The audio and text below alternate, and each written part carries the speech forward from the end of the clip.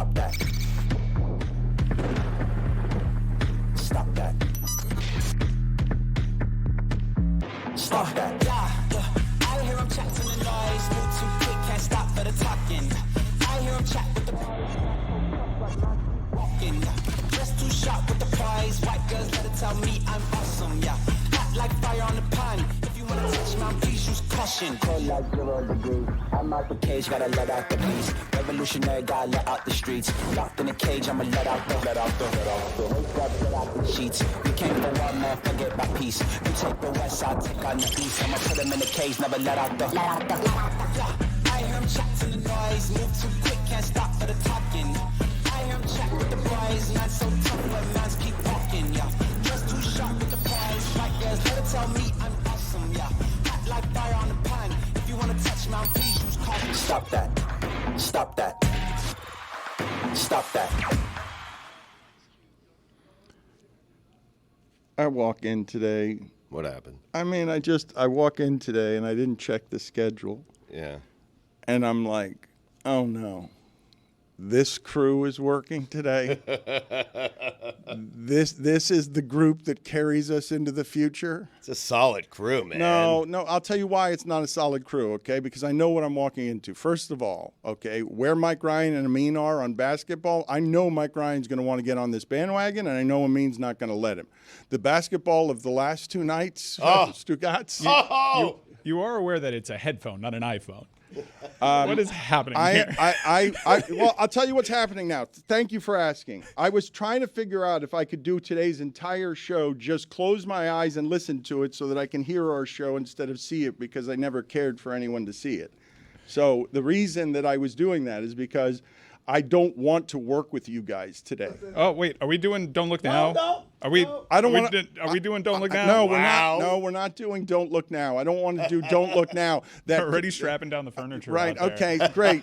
Let's in a contract year with DraftKings. Yeah. Let's go into the future and beat everyone else up, because Don't Look Now, we're wearing blindfolds and it's sponsored. Yeah. Look. It's limited in scope, but the execution's been stellar so far. Anyway, so it's not. So this is the reason that I dread today's crew, and I want to listen to our old show as people who all bet on each other, because we make big bets at DraftKings. We cash them, we win them. That's how that works for our show.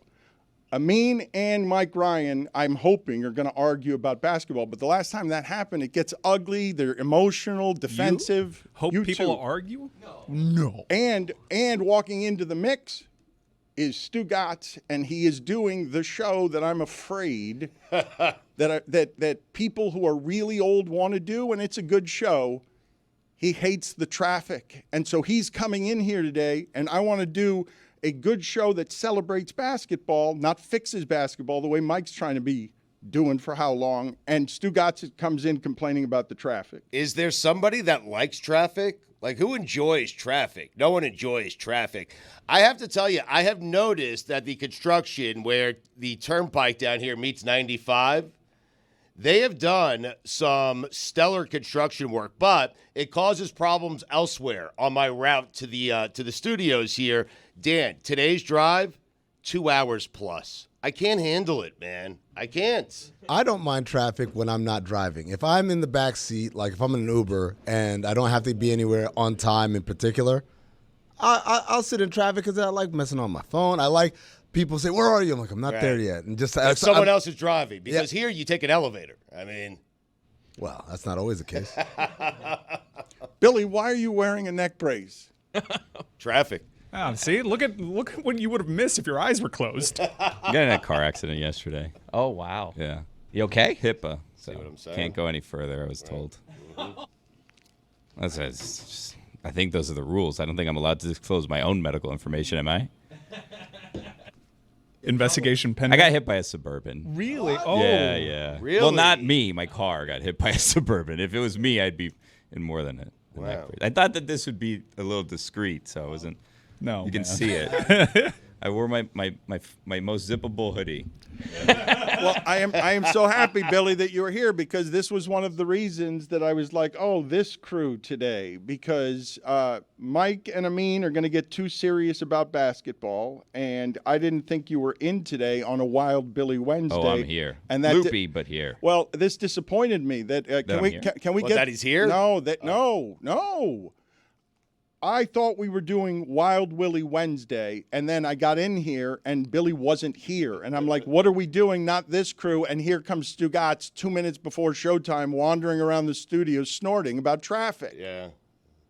Traffic wasn't great. No. But I decided to stop to get another car and then come in. That's why I was a little bit, yeah. I want to point out that Billy looks like George Sedano doing a Christmas game. It was strange. I just looked up, and he looked a bit like a doll, like I don't know, some sort of espionage doll. See, this is why you can't have your eyes closed, because you're not even talking into the microphone. You can't see the microphone. This is, I'm going to change this. I'm aging. Mike, listen to me. I'm aging in front of people, and I'm trying to hide it. Mm-hmm. I miss our old audio show. This is a video show now, and I like doing video, but I miss our old audio show. And so can I do the show this way? No, it's a weird look. If I could have a camera fixated on any single person in the world yesterday, I'll tell you who I'd pick. And I wish I had this superpower. That every day I could just get a 24/7 feed on one person. Okay. And it could be something that I decide at the end of the day, like retroactively. Like, this person had the most interesting day. Fly on the wall. The world. I would love to be the captain aboard the USS Harry Truman. When that second plane fell into the ocean, they lost another plane on the same warship. Wow. Well, the good news is they're not that expensive, right? They're like $12, $13. I mean, I've gone my entire life, and I'm sure this has happened before, but I'd never heard about it. And I sure had never heard about it in consecutive weeks. I would love to see this person be delivered the news that they lost a second plane off the same aircraft carrier. Who would you pick? Jerry Jones? I mean, that George Pickens acquisition seems like pretty interesting. I would love to know that. Haliburton is 10 for 11 on shots to tie or take the lead in the last 2 minutes this year. And they're like weird game winners. They're like 4-point plays or miss free throws on purpose. They're not even like good-looking shots, and he's just a killer. I wish his dad was there for it. Amin, please take me through the emotion of this. Ernie Johnson, salute to you, sir. I want to be able to do different basketball analysis than we've been doing, Amin, because I think, even though it's small sample size theater, and even though I'm sure most basketball fans know that not having Evan Mobley out there changes everything. Like it doesn't allow. You're going to disagree with that, Amin. It does, but that's not why they lost the game. Like, yes, in general, not having Evan Mobley, and by the way, Darius Garland, another all-star, not having two all-stars out there, and DeAndre Hunter, who has been their sixth man basically since the trade deadline, massive before you start the game. And then that game happened, and they were kicking Indiana's ass up and down the floor. And what happened at the end was you saw, and Kenny Atkinson, again, shout out to coaches taking accountability, he says, my regret is that I didn't go deeper in my bench in the second half and in the fourth quarter in particular, because we ran out of gas, because I tightened the rotation, and they just took advantage of that. The thing that I find so interesting about all that's happening out here, because, okay, whatever. Mobley's out, but that was a great regular season team. And when Donovan Mitchell scores 48, most teams almost always win unless you're playing against Jokic in the bubble and he's got Jamal Murray. But Donovan Mitchell plays that game. Donovan Mitchell did the thing the star has to do at home to save the series. Yes. Like the very thing. He's like, Cleveland, okay, we got a one. I know everybody says it's Allen and Mobley and Garland. No, it's not. It's me, and are you guys coming? But Atkinson, are you going to use Mobley a better way? And now that team is on the brink. And on the brink after an amazing regular season that made us forget, hey, the Cavs are always the Cavs, except when LeBron's not there, right? Like that the Cavs for a long time have been the Cavs, and now they're a winner. Yes. And Indiana's got them buried with one of the most interesting players in the sport. All the others say he's overrated. 10 for 11 on shots to tie or take the lead in the last 2 minutes this year. Like, everyone's telling me Brunson's clutch, and he is because he does it empirically, but that's clutch. Yes and no, right? So, yes, you're right. They have a reputation, but I think they shook that reputation this year. I think last night, again, was a case of one team ran out of gas. A shorthanded team that was up ran out of gas, and both coaches cited the physicality and the ability to defend aggressively in a way that you can't during the regular season, and neither of them complained. Neither of them was like, yeah, they got to get a hold of this. It's like, hey, man, this is the playoffs. We got to get around it. Donovan Mitchell did all the things a superstar is supposed to do. The problem is Donovan Mitchell ran out of steam, ran out of gas, and there are two plays in particular where you can kind of see that. One is that offensive rebound that was his basically block out. And then the other one is when he's basically kind of fallen apart right there at the end. You know, he can't even turn up the court without kind of bumping into somebody and collapsing. And so for me, I look at that game as Cleveland had the perfect game plan. They executed. They ran out of gas. Indiana took advantage. And by the way, the thing I wanted to mention, Dan, is I didn't see Indiana take up 800 three-pointers to get that done. No. They took the available shots. They were driving lanes again and again and again, and they took advantage of that. And that's the difference between what happened to Boston the other night and what happened to Indiana last night. Okay, but the reason I want to talk about how analysis changes, right? We just talked the other day about, like, all our lives we've done, man, role players on the road, always bad, always bad. You never get anything from them. And then Buddy Hield goes from 0 in Game 6 to, he's carrying all of them. We'll talk about Butler and Curry, but it's a role player on the road goes 9 for 11 from threes. So everyone's talking about how the game has changed, and the threes dominate all, and Karl Anthony Towns is a million miles away, and we're complaining the Celtics are champions, but we don't like to watch how they play because all they do is take step-back threes. That's boring. Stop perfecting that. Is Joe Mazzulla a good coach? Like, that's something that happened on our show yesterday. So if the game spreads out like that, now we hate Harden, he ruined the game, MVP, but never great, whatever. If we're doing all of the math on Indiana-Cleveland, this is how Haliburton becomes a star. You slay this dragon this way because they're the underdogs. Ernie Johnson told us, watch this series because the Pacers can beat anybody in the modern age. And the thing I wanted to ask all of you, we can usually do this with basketball pretty simply. It's really predictable. 1, 2, 3, 5. 1, 3, 4, 5. Like at the end, it's going to be the 1, the 2, the 3, and the 4, or the 1, 2, 3, and 5, and it will get there some way. But last year it was Dallas.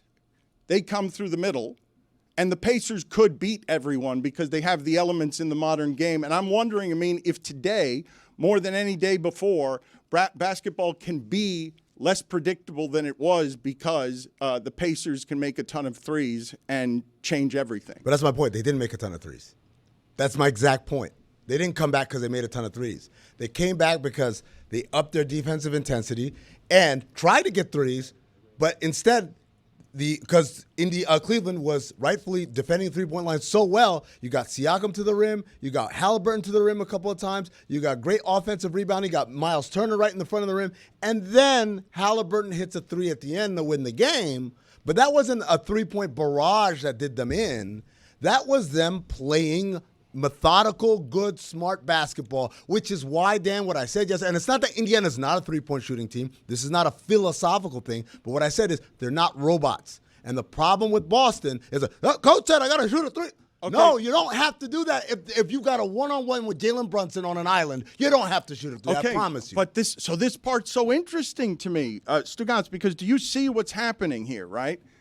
For the last 2 years, no one's really bothered or challenged Boston, and so Mike Ryan is whimpering around here. Somebody make Tatum earn it. Make him win. Well, the Knicks are doing it. So. I gotta say, we had general consensus, even when we talked to Juju in the post game. Like it's fair to question this team and want to see them do it. That's all I want to see. The same way I wanted to see Steph Curry do it in the final and be the best player, and and he was. And the same way that I just want the NBA to be good. And this second round has been really fascinating. They've been really compelling games, and this will get the people in. I love Haliburton as a star. Like, he literally went into a WWE ring and had a face-off with Jalen Brunson. Like, he likes being the bad guy. Hell, his dad likes being the bad guy. I know he was a star before, but if he has moments like that in these big upper echelon games and he makes a deeper run, it is so great to watch a superstar totally ascend right before your very eyes, Stu. He needs to have moments like that against Boston or against the Knicks. You would agree, though, right? Yeah. Reggie Miller had that moment. They made a 30 for 30 over it. I think Haliburton had one of the remember that show that we did a few months back? Like, what are regular season moments that you remember? I remember Haliburton against Milwaukee and winning that game, and probably when they had what was a win probability for Milwaukee? Over 99%. These are the moments. These are where people become legends. We've seen it in that uniform, to your point. Stugotz just whispered in my ear, and I miss these tickles from him because he just sort of belched out of the side of his mouth, whispered just to me, muttered really, ran out of gas. How about you grab a rebound? Okay. So, this part I want you to help me analyze, okay? Please. Since 1997, teams are 3 and 1,640 when trailing by 7+ in the final minute of the fourth quarter overtime. The Pacers this postseason have 2 of those wins, okay? And I'm sorry, Amin had no idea about the WWE segment in which Haliburton and Jalen Brunson had a face-to-face showdown. I thought he was like doing like allegories or whatever. No, so this is the problem with you and Mike's relationship around basketball, and this is where you guys have no chemistry, okay? Haliburton wants to be a star, and Mike Ryan wishes for him to be a star as Mike Ryan arrives at basketball and says to Haliburton, hey, tell me stories and bring your dad. And what are you here to say? He didn't say that. He said they miss Evan Mobley. He said they ran out of gas. I'm saying that when you guys argue about basketball, you passionately defend that the game's not dying. They haven't changed it too much. But then Joe Mazzulla's got this Boston team, right? And you're saying they're not robots. The only team that is, I know Orlando played okay against them, but the only team that actually challenged Boston the last year in the playoffs was Indiana, and games Indiana could have easily won and may have learned how to do so because, holy shit, Haliburton's a star. What's the question? I'm sorry. I'm not trying to be funny. I'm confused. What you're saying? What Mike said earlier, and now you're saying no. I'm saying that when you and Mike have argued, okay, in the past, Mike gets to basketball here, and he hasn't been paying attention all season. He says, "I'm boycotting basketball. I don't care. I don't care. I don't care." I'm just choosing other things over it, but whatever. Yeah. Look, you can always come back. I've been critical of the game, but dude, I'm totally good admitting that I'm wrong. These games have been compelling. I want them to be compelling. Yeah, have I lamented too much probably for the audience that the game is boring to me? Yeah, but I think it's a proper reaction. All I want to see is better games. I will always admit that I'm wrong when I'm wrong, except when it comes to Paul Pierce and Brad Marchand. Okay, those people suck. Okay, no, wait. Let me. Those are the only two. Huh? Let me reframe the question for you, okay? Because I believe that Mike Ryan right now is identifying as, because we've been talking about bandwidth, fanwidth, how much you can care about a particular game. You've always cared about basketball. You care about it unreasonably. Mike has ignored your entire season. He doesn't care, but he's like, ooh, something happened with Haliburton's dad. Maybe I'll leave racing, Talladega for a little while to see if I visit basketball again. And the last time you guys fought on air, you came in defending the purity of basketball and stuff, and he's over here telling you, no, more wrestling. The future, you know how you fix basketball? Mike's been fixing basketball all season. You know how do you fix it? More wrestling. And you're not even paying attention. Or better games. Better games, more compelling games, more moments like that, and I think we got it. Dan, I'm not going to fight Amin today. It's just not going to happen. Today is a celebration of sports. The sports last night kicked ass, and the NBA is finally coming to the party with good, compelling games that aren't blowouts. And they had a great series with the Nuggets and Clippers. I kept my eye on that series. There's a lot going on. He kept an eye. Well, dude, to me, playoff hockey is the top level, and I don't want to make this a hockey versus basketball thing, but even sports neutrals will admit. I mean, look what happened in Game 7 between the Jets and the Blues. The President's Trophy winners saved their entire season and saved themselves from embarrassment with 1.6 seconds left, and they ended up winning in overtime. That is just drama that the NBA very rarely replicates. When the NBA playoffs, when I was growing up, were all about drama. And this year, I think they were delivering. Last night, they most certainly did. Okay, let me start with a couple of things. Now I'm seeing a clearer place where Dan wanted to go, and I see it too now. All right, so I apologize, Dan. I wasn't. You now see it? I now see it. Because what I was trying to tell Mike was, I'm not saying the intensity was at this level, but we had good games all season long, right? And a lot of the things that Mike was saying back then were like falsehoods. Everyone shoots too many threes. No, not everyone shoots too many threes. No, I don't care if my role players are shooting threes, because I want to see my stars do star things. That's the way basketball has evolved, and I think we can all agree nobody wants to see the Tyrone Hill 16-foot jumper. That's what got eliminated out of basketball. I do kind of miss it. Right, so that's put it on the I hear poll. Stugotz already like That shot was money. Put it on the poll, Juju at LeBatard Show. Do you miss that? What is it, a 12-footer? Tyrone 18? Hill. No, but is it an 18-footer or 12-footer? No, it's a 16-footer. 16-footer, yeah. They call it free throw line extended. I just miss him and his cheekbones. Oh, come back, Tyrone Hill. Do you miss Tyrone Hill? Yeah, you know who else? I miss George Hill's shoulders. Oh, great shoulders.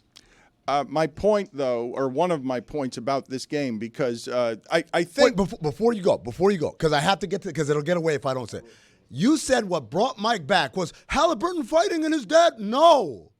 Mike finally said, let me see what's happening in these basketball games, and saw some amazing basketball and said, maybe I misjudged too quickly. Or maybe it is just the playoffs and he knows that these games are important versus game 37 in the middle of the season. But either way, not wrestling brought him back. Basketball brought him back. That's right. Well, Stugotz, this part's upsets. Stugotz, this part's so interesting. Amin and I talked yesterday, and I know Amin found it interesting as even as a basketball savant with Iman Shumpert about like how LeBron and all the changes in basketball made it so that now Jason Tatum can just fire up threes from a million miles away, and they've sort of streamlined hedge fund efficiency. The numbers now say take the threes.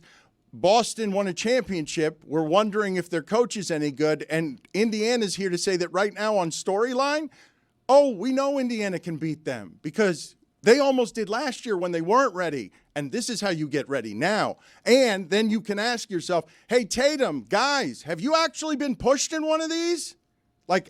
And now we start questioning, hey, Mazzulla, have you actually coached in one of these? Now, of course, Boston won a Game 7 against Miami here, and Mazzulla went from fired to now he's running the sport. Strus wasn't out of bounds. It was still under protest. But I think the close games, the NBA has most certainly, we talked about the diff in Cleveland. There have been more blowouts quantifiably in that sport. And unfortunately, that also meets in the playoffs. I punt on the regular season because a lot of teams have players are having their loads managed and all this BS. And you finally get to the point that there are stakes, and you hope for close games because those moments where the games are close, the intensity is amplified on the court. Everyone in the arena feels it. It is just different. When the games are close and the games have meaning. Right. Yes. And that actually brings out the wrestling moments because players feed off of that intensity, that tension.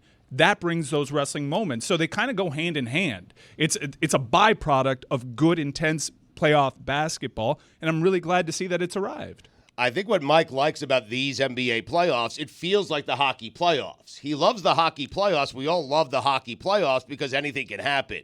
In the NBA, it's usually chalk that wins. But you are staring at conference finals that very well could be a 4 versus 7 seed, a 4 versus a 3 seed in the East. We're out of that the never happens. Well, the NBA has been way more unpredictable lately. Like, you rattled through it. Like, we usually have these runs. You have what feels like an outlier championship from the Milwaukee Bucks. You have an 8 seed in the Miami Heat go to the NBA Finals. Like, it is as unpredictable as it's ever been in our lives, I mean. See, but yes, and also no. Not no to the unpredictable, but no to you like it because it's unpredictable. No. You like it because it's been good basketball. Yeah. That's why. If Cleveland had pulled that out last night, still a good game. If Haliburton hits that shot and then they give it to Mitchell, Mitchell just tosses it from 90 feet and it goes in and they win. It's still a great game, right? Mm-hmm. If Boston had held on against the Knicks, won in overtime, that's still a great game. It's not because That is good. Fair enough. That's honestly like been my on-ramp to it, is like Boston suffering. I'm like, all right, I remember this drug. That's Chasing that dragon. That's the taste. Okay, so this is what I want to talk about, the though. Knicks. So what it I'm this a is Knicks guy now. this is so interesting. It honestly is from a business perspective. Like, everyone's saying basketball's dying. The ratings are down, even though they got, the monster streaming dollars, and it doesn't matter whether ratings are down. They've got the monster streaming dollars, so it's a thriving business. But what does the NFL do? How does the NFL stay in business? No matter what, no matter how many Justin Tuckers, no matter how many Ravens, the Ravens made the statement on behalf of the NFL, literally made a statement on behalf of Justin Tucker. Like that. That's what happened. That league keeps us addicted on Sundays. Why? Because 3:45, holy shit, these games are good. How do you fix basketball? Holy shit, these games are good. The last 2 days, amazing basketball and great. And the only thing in the middle of it that was a turd is, oh, come on, Celtics, really? You're going to look like that doing that, and that's how the Knicks are going to beat you? Like that, you guys are going to play that way? That wasn't a turd, though. It was a great game. Now, the comeuppance plays a part in why everyone is so excited and people like Mike are salivating. But the reality is it was still a very compelling game. Dan, I would argue, again, going back to the ratings are down. The ratings are down for any number of reasons that have nothing to do with the quality of play. I said this months ago when we had this conversation. The NBA doesn't have a style of play problem. It doesn't have a load management problem. It has a PR problem. We don't do a good job of controlling our destiny in terms of how our game is talked about in the same way that the NFL does, right? We can't change the fact that 1/82nd of a season is not as valuable as 1/17th of a season. We can't. There's nothing we can do to change that. It's here to stay, and it's been here. The reality is how people talk about our game, how we allow our game to be perceived, particularly with the casual market, right? Because the diehards are here. I was telling this to my buddies last night. Oh, man, it would be crazy if, like, Indiana and Minnesota got to the finals. And I'm saying, no, it's not. I mean, yes, it'd be crazy from us basketball heads. We'd love it. But the reality is, as the casuals need dependability, reliability, someone I can identify. The best example of this I can give is 2020. I'm watching the NBA Finals. My kid sits down next to me. My kid is 10 years old maybe at the time, maybe a little younger, and watches maybe 3 or 4 possessions. It says, where's Klay Thompson? Because in my child's mind, at that point, there is no such thing as an NBA Finals where Klay Thompson isn't out there. That's what the casual fan is. They turn on the TV, and if they see Shai Gilgeous-Alexander versus Tyrese Haliburton, they're like, I don't know these people. But the PR problem for the NBA is largely self-inflicted, right? Because it's not 1/72nd. It's 30 to 41 70-seconds of the season that's the problem. The fact that you're saying that tells me we have a PR problem because it's not that much. It's nowhere near that much. But we allow it to be said over and over again, and not just by jamoke shows like ours, but people who pay for the right to broadcast the games. Turner and ESPN did not do a good job of being stewards of the game in the same way but it's not their job, right? Yes, it is. It's If you're it's not my broadcasting my job game? to go to watch the NBA. No. You give me a reason to watch Billy, it. I'm not saying our job. I'm not saying it's the fans' job. I'm saying Turner and ESPN have a fiduciary duty to talk about the game in a way that is positive and uplifting and give people reasons to watch rather than giving people reasons not to watch. I hear you, but I kind of like the negativity that I get from Turner. They kind of built their brand on keeping it real, and I don't want to get bogged down and be guilty of perpetuating what you're lamenting right there, Amin, and just talking about how bad the sport is. We're going to agree to disagree on the style of play and the load management. You don't think it's that big of an issue? I'm sure you have numbers to back it up. For me, perception is reality in that I punted on it. It is what it is when it came to me. It's venturing into baseball territory. And that's a couple different factors. My team is not good, but my team is not good because of a lot of the reasons that I've already outlined. I want to celebrate basketball because if they bring it like they've brought it over the last week, then there's no issue. They'll fix the sport. I imagine it will take time. Hell, baseball fixed the sport. There are issues. We've talked about it. Maybe it starts on the defensive end. But I want more moments like last night. Give me more moments like last night, and I'll be one of the people helping that arrow point in the other direction when it comes to their ratings. So to be clear, we need playoff intensity basketball during the regular season. Every night, yeah. Got it. From Every both night. teams Thank and you. every I think player. maybe. Well, It would work for me. We need more intensity. We do. We need more intensity. I mean, the in regular these games. season, I'm with Mike. It feels meaningless. We need It more does. intensity. Yeah, but this is how Mike goes conservative as a Hmm? fan. No, because you're all about you've been sniffing around with NASCAR and complaining about basketball. Yeah, well, I mean, fan with. I gravitate to the things that I find compelling. It's pretty simple. Like I have Minnesota's 12 for 76 on 3-pointers in their last 2 games. Like we are about to talk about style of basketball. The games have to be Don Kang got me into that series. Like there are storylines there. Also, one of the things that is missed about their approach to the regular season is rivalries can be born in the regular season if you have certain intense games. I remember growing up and watching, like, well, can you imagine if these two teams match up in the playoffs? That exists in hockey. When the Panthers and the Senators are brawling at unprecedented rates and having 100 minutes of of penalty minutes, you wonder aloud, like, man, can you imagine how intense this would be if they somehow met in the playoffs? Basketball doesn't really have those moments in the regular season. You don't have scuffles so much in the regular season. You don't have hatred and vitriol spilling over. And I do think that they need to up the intensity. Now, that is hard to impose. Yeah. Well, the problem with We need the perfect balance of Draymond, right? Like more Draymond being Draymond, but also less Draymond being Draymond, which is the hard thing. And really, no one's figured it out, particularly Draymond. the Goldilocks Draymond, is that what we need? That is such a good question. Hold on a second. So, do we need more Draymond? Help me through that again. We need more Draymond being Draymond, but also less Draymond being Okay, Draymond. that's Yes. a great poll question. Yes. Do we need more of Draymond being Draymond, but also less of Draymond being Draymond? Needs to pick his spots. It's a tricky line. Okay, Billy, thank you for bailing out the show there, and this is why you are the wonder that you are, sir. And I have great remorse that what I worried about when I came in would be so. I'm not dying, just so we're No, clear. We don't have to it get looks. all sassy. What's about what? it. Yeah. I still don't understand what really happened to your neck. How much pain are you in I right got in now? a car accident. I know, but what? How much pain are you in right Well, now? HIPAA. Okay.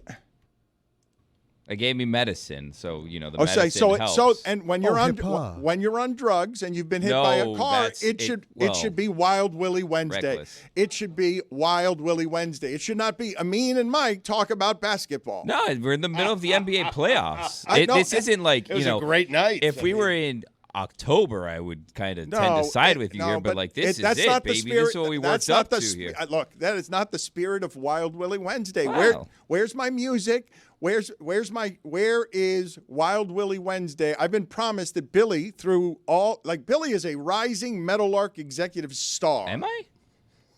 Everyone's a rising star at this company. Have y'all noticed that? That's the thing. Is Zaz is a when rising everyone's star. a rising everything, really no one is. Billy's And a that's the rising trick, star. yeah. Okay, and look Doesn't at Rose is feel a like it rising sometimes, star. to be so look honest at with what you. this company has done to him. He comes into work today feeling like he's been hit by a car. No, I'm not feeling like that happened, but I was Yeah. in a car. Technically, my car was hit by a car, but I was in the car. a truck. Also, Dude, a Suburban, and the thing didn't barely even have a scratch. I saw it. It was honestly the best commercial for a Suburban I've ever seen in my entire life. To my detriment, obviously, because I don't know. I don't know how much damage a 2013 Hyundai Sonata can take. Billy. That they're eventually like, this is not worth Billy, repairing. how are you not right and now I'm gonna have to pay for a new car. It's a whole thing. How are you Jeez not Louise. right now? Bad Just time as to get a car.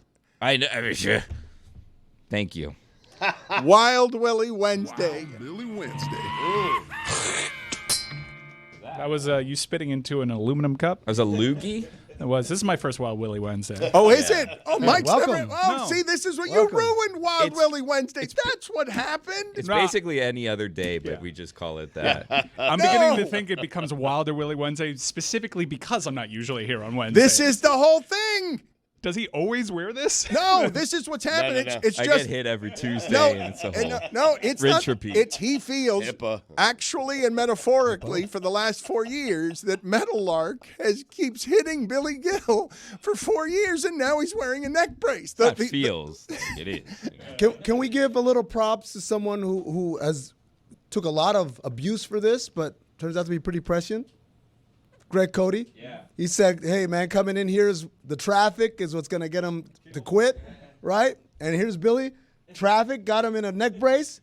Traffic is bad, Dan. Dan, Your employees are dying because of the traffic. not yet, but On the way. Look, man. Getting there. Stugotz. I mean, poor Stugotz. Like, that's. Look, it's your turn, your time to suffer it. I was driving up to Miami Gardens making for money. So, like, we're just on another part of the timeline right now. How much money is you Victor had money? your time. This is mine. Do you guys realize that the only, like, Stugotz and I have made so few verbal deals that have been like totally kept to completion by Stugotz. But honest to God, Stugotz a long time ago, when he and I were at the beginning of this, had the conversation. And I'm like, Stugotz, eventually this is going to end up at the beach. Like, don't keep going that way. No more complaints about traffic the rest of our lives, okay? And we made a deal on the spot. And he never actually complained about the traffic, except today he came in really mad about the traffic. But the traffic is worse than it's ever been. Like, it's just our bejeweled dumpster of a city that keeps building stuff that's sinking into the ground near the airport and everywhere else. Stugotz has been getting stuck in so much traffic that today it took 2 hours. It took me 2 hours and 52 minutes to get to F1 race that was 20 minutes from my home. Now, Wow. I know that's F1. I think you got lost. That's a whole thing. I'm not buying impossible. traffic did that to you. There's something. I don't How are know. you not doing an ad for Suburban as the guy in a neck brace saying, I can vouch for this car? Well, because at the it moment struck they're him. my adversary. Yeah, They did this to me. It No, struck him. but you can make the money back by just saying, look how good this Suburban is. It hit Someone's me. on that. I was injured, and therefore I endorse this truck. And you get the money with an advertisement for how sturdy the truck is because it could survive the crash. And we're that in. money's going to buy him a new car? I don't mean, think you understand victimhood. Yeah. Like the Menendez brothers' parents didn't come out and like, you know what? Our sons, really good guys. You got to pick up on what he's doing by not giving you much. The man's wearing a neck brace. He is laying the foundation. I don't know how people find my number and reach out to me after an accident, but they did. Yeah. And just started reaching out to me. Chevy And I was like, did? What? Anajar? No. If I I may, said don't talk to Chevy. if I may advise you, don't say another word. I'm trying not to. I'm saying It could affect your whole hair. thing. Shout out to Anajar, by the way. No, that was such a good line that flew across the sky. Anajar will take care of your every need. We know that. Proud sponsor of the Zaslow Show. Zaslow, rising star in the business. I've had so much eye contact with Andajar as I pee. Oh, at games, right? Dude, Every just urinal. locked in. Every We're just urinal. locked in. So hold on. Tell me if I've got this wrong, because people are always making fun of me because I say Miami is some experience in Miami isn't the experience somewhere else.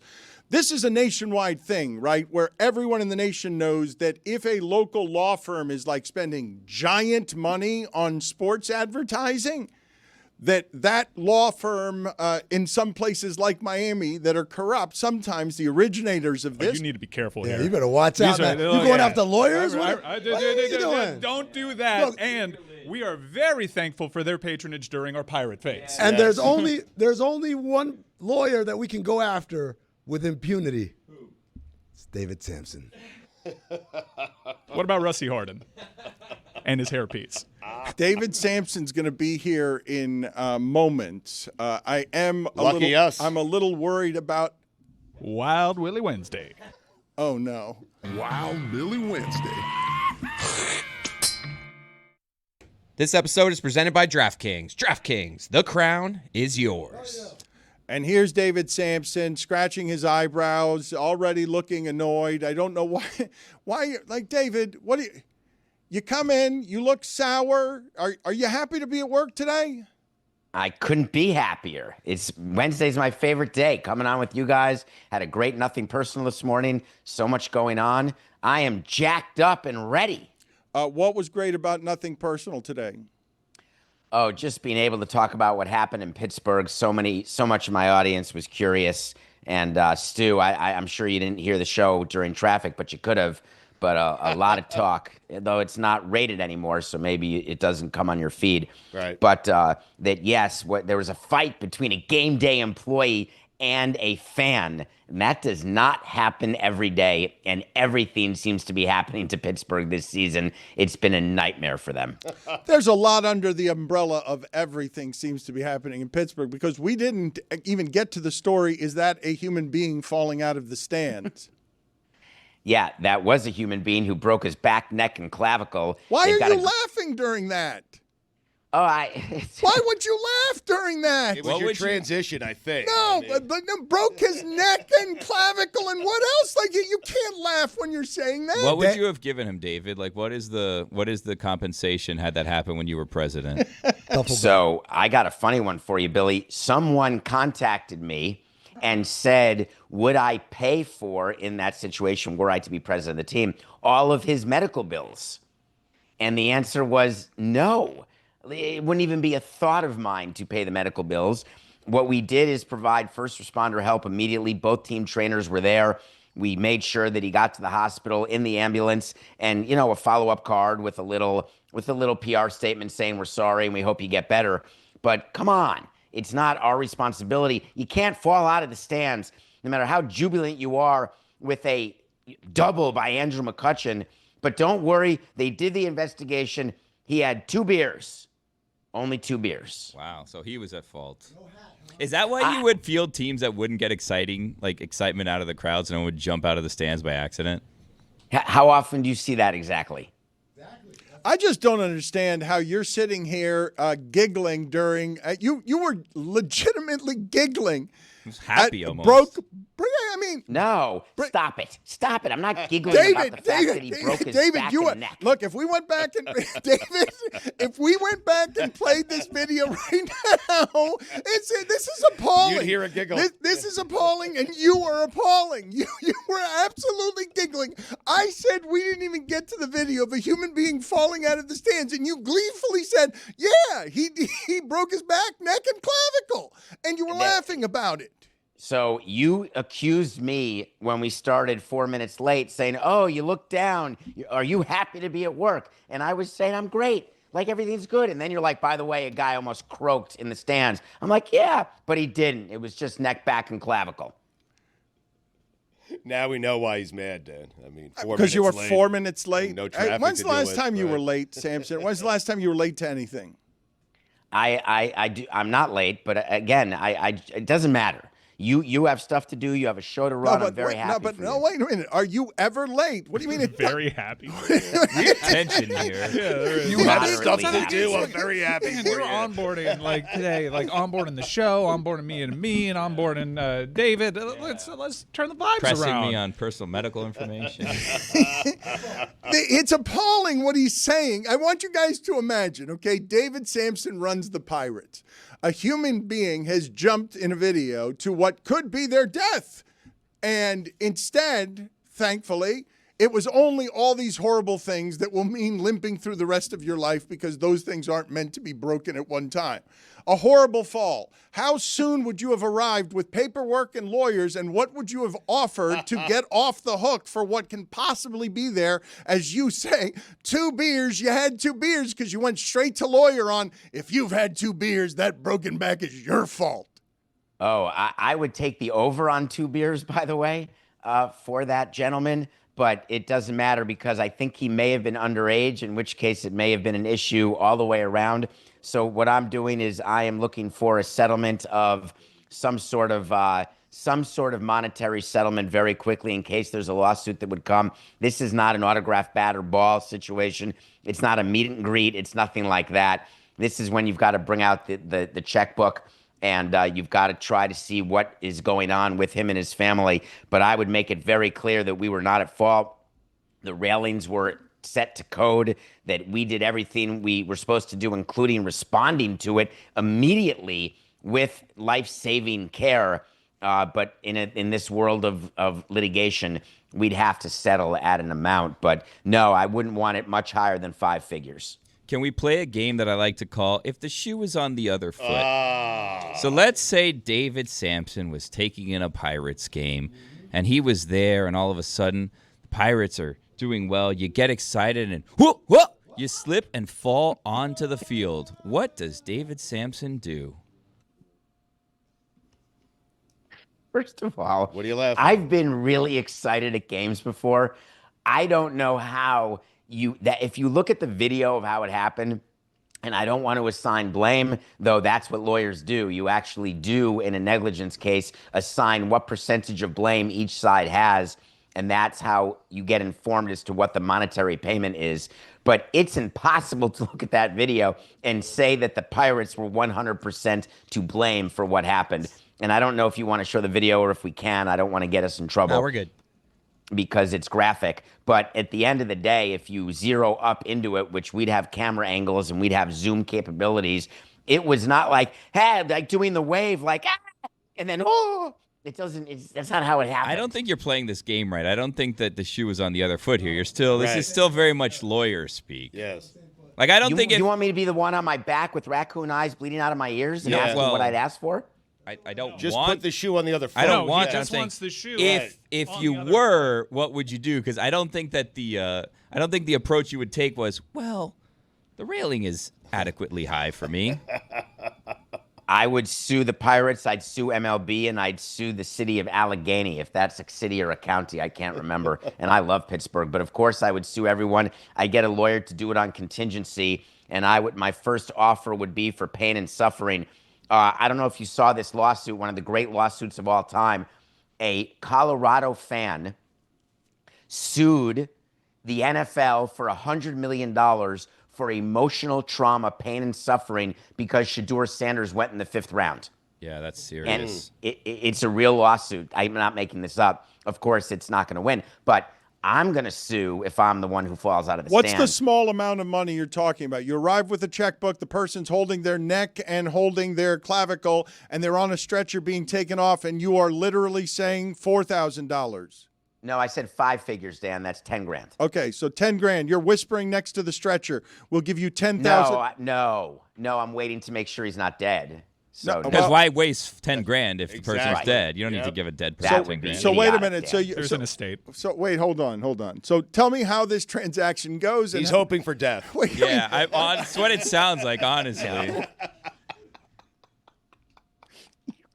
I love Wednesdays. I'm not hoping What are for Mike death. and Amin laughing about? What are Mike and Amin Boris doing? is in the Boris conclave here. and his really dark dyed beard. Digital is conclave. in Whoa, a whoa. virtual conclave. Boris is a listener. It's the first day of conclave, Careful. and I even have a chat devoted to this. You know who the favorite is? A Filipino. Really? I believe Boris's beard is natural. I do too. He's friend of the show, man. Billy Wednesday.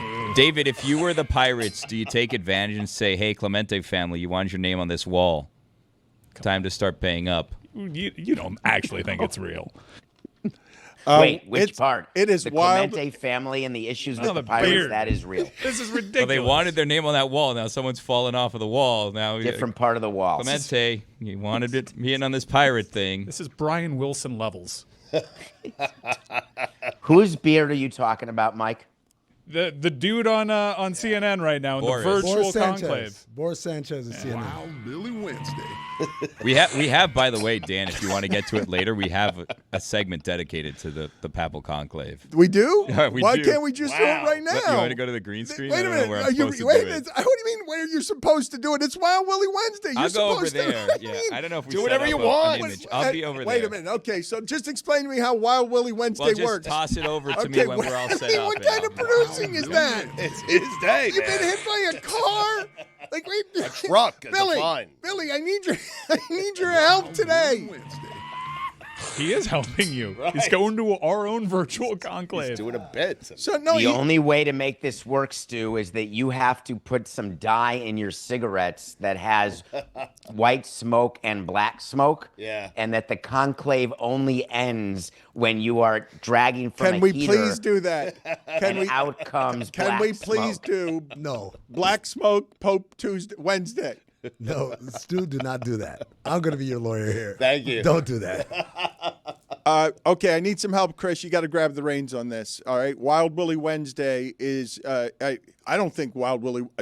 Wild Billy Wednesday. Okay, did we not do any production meetings that asked on Wild Willie Wednesday whether or not Wild Willie actually wanted Samson around? Because Wild Willie is the only person in our show's history to have won a debate with David Sampson. Ariel Helwani and a whole bunch of other people argued with David Sampson, but they all got emotional. And the only one who actually won one time, David Sampson's only talk loss as a lawyer blabbermouth who could talk his way out of anything, was to Billy Gill on our air because Billy Gill never got emotional.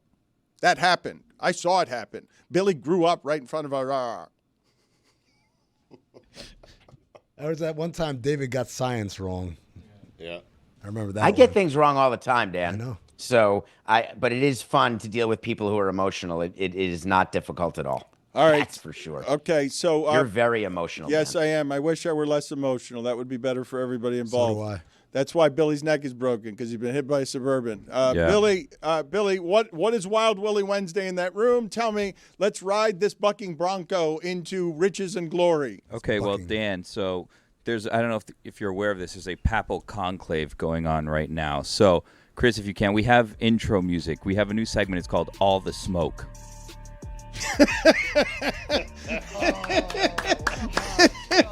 This is a ridiculous aesthetic for you, Billy. I know it's unintentional, and I'm sorry that you went through that, but it is helping the bit. You can't call it all the smoke. Welcome to All the Smoke. I'm Billy Gill with your latest update on the papal conclave. At this moment, there is no new pope. Back to you. Thank you. We'll be checking in. Excellent on Wild Willie Wednesday. Your neck brace like a papal collar. Can we please change the name of that segment, Dan? Why? Oh, I don't know. I think- think that maybe there's another name that we can use than all the smoke. I think we should do all the smoke, and I think Stugotz should wander in smoking heaters. Let's call it conclave. What kind of update are we going to get here in the next few minutes, and how mesmerizing is the beard? Well, I texted Boris, and we're going to get an update pretty soon on whether the beard is or is not dyed. It is. Thank Tell you. what, I don't care what Boris says. It is. You know what? I don't think Mike gets enough credit here as a real industry leader he is the breaking news leader throughout sports and maybe entertainment on, hey, that person's things are fake. Not hard to do that, Dan, when you accuse everybody of dyeing their beard. Well, but he's never been He's wrong. usually right. I've been I wrong mean, once. No. When? Yeah, you know me. I'm Twice. Well, yeah, David, I asked David. I was curious, and I'm still not so sure. Noted liar. But Jeff Passan, I got that one wrong. Wow. I got that one wrong. And Okay. like he FaceTimed me, he walked me through it, and he's actually updated me when grays have started peeking through. Walk So, you through it how? he took offense to it, which if I weren't dying, I would hit me up directly. You're dying? No. It's very funny. You're very sharp. you Wild Willie okay? Wednesday. I kind of like it. Oh, you've never been invited. No, but Jeff Passan got the FaceTime and he walked me through the follicles, and yeah, I had that one wrong, and I made an on-air correction because I'm the first person to admit when I'm wrong, but I'm Go also talk the to first Jesse. person to admit when I'm right.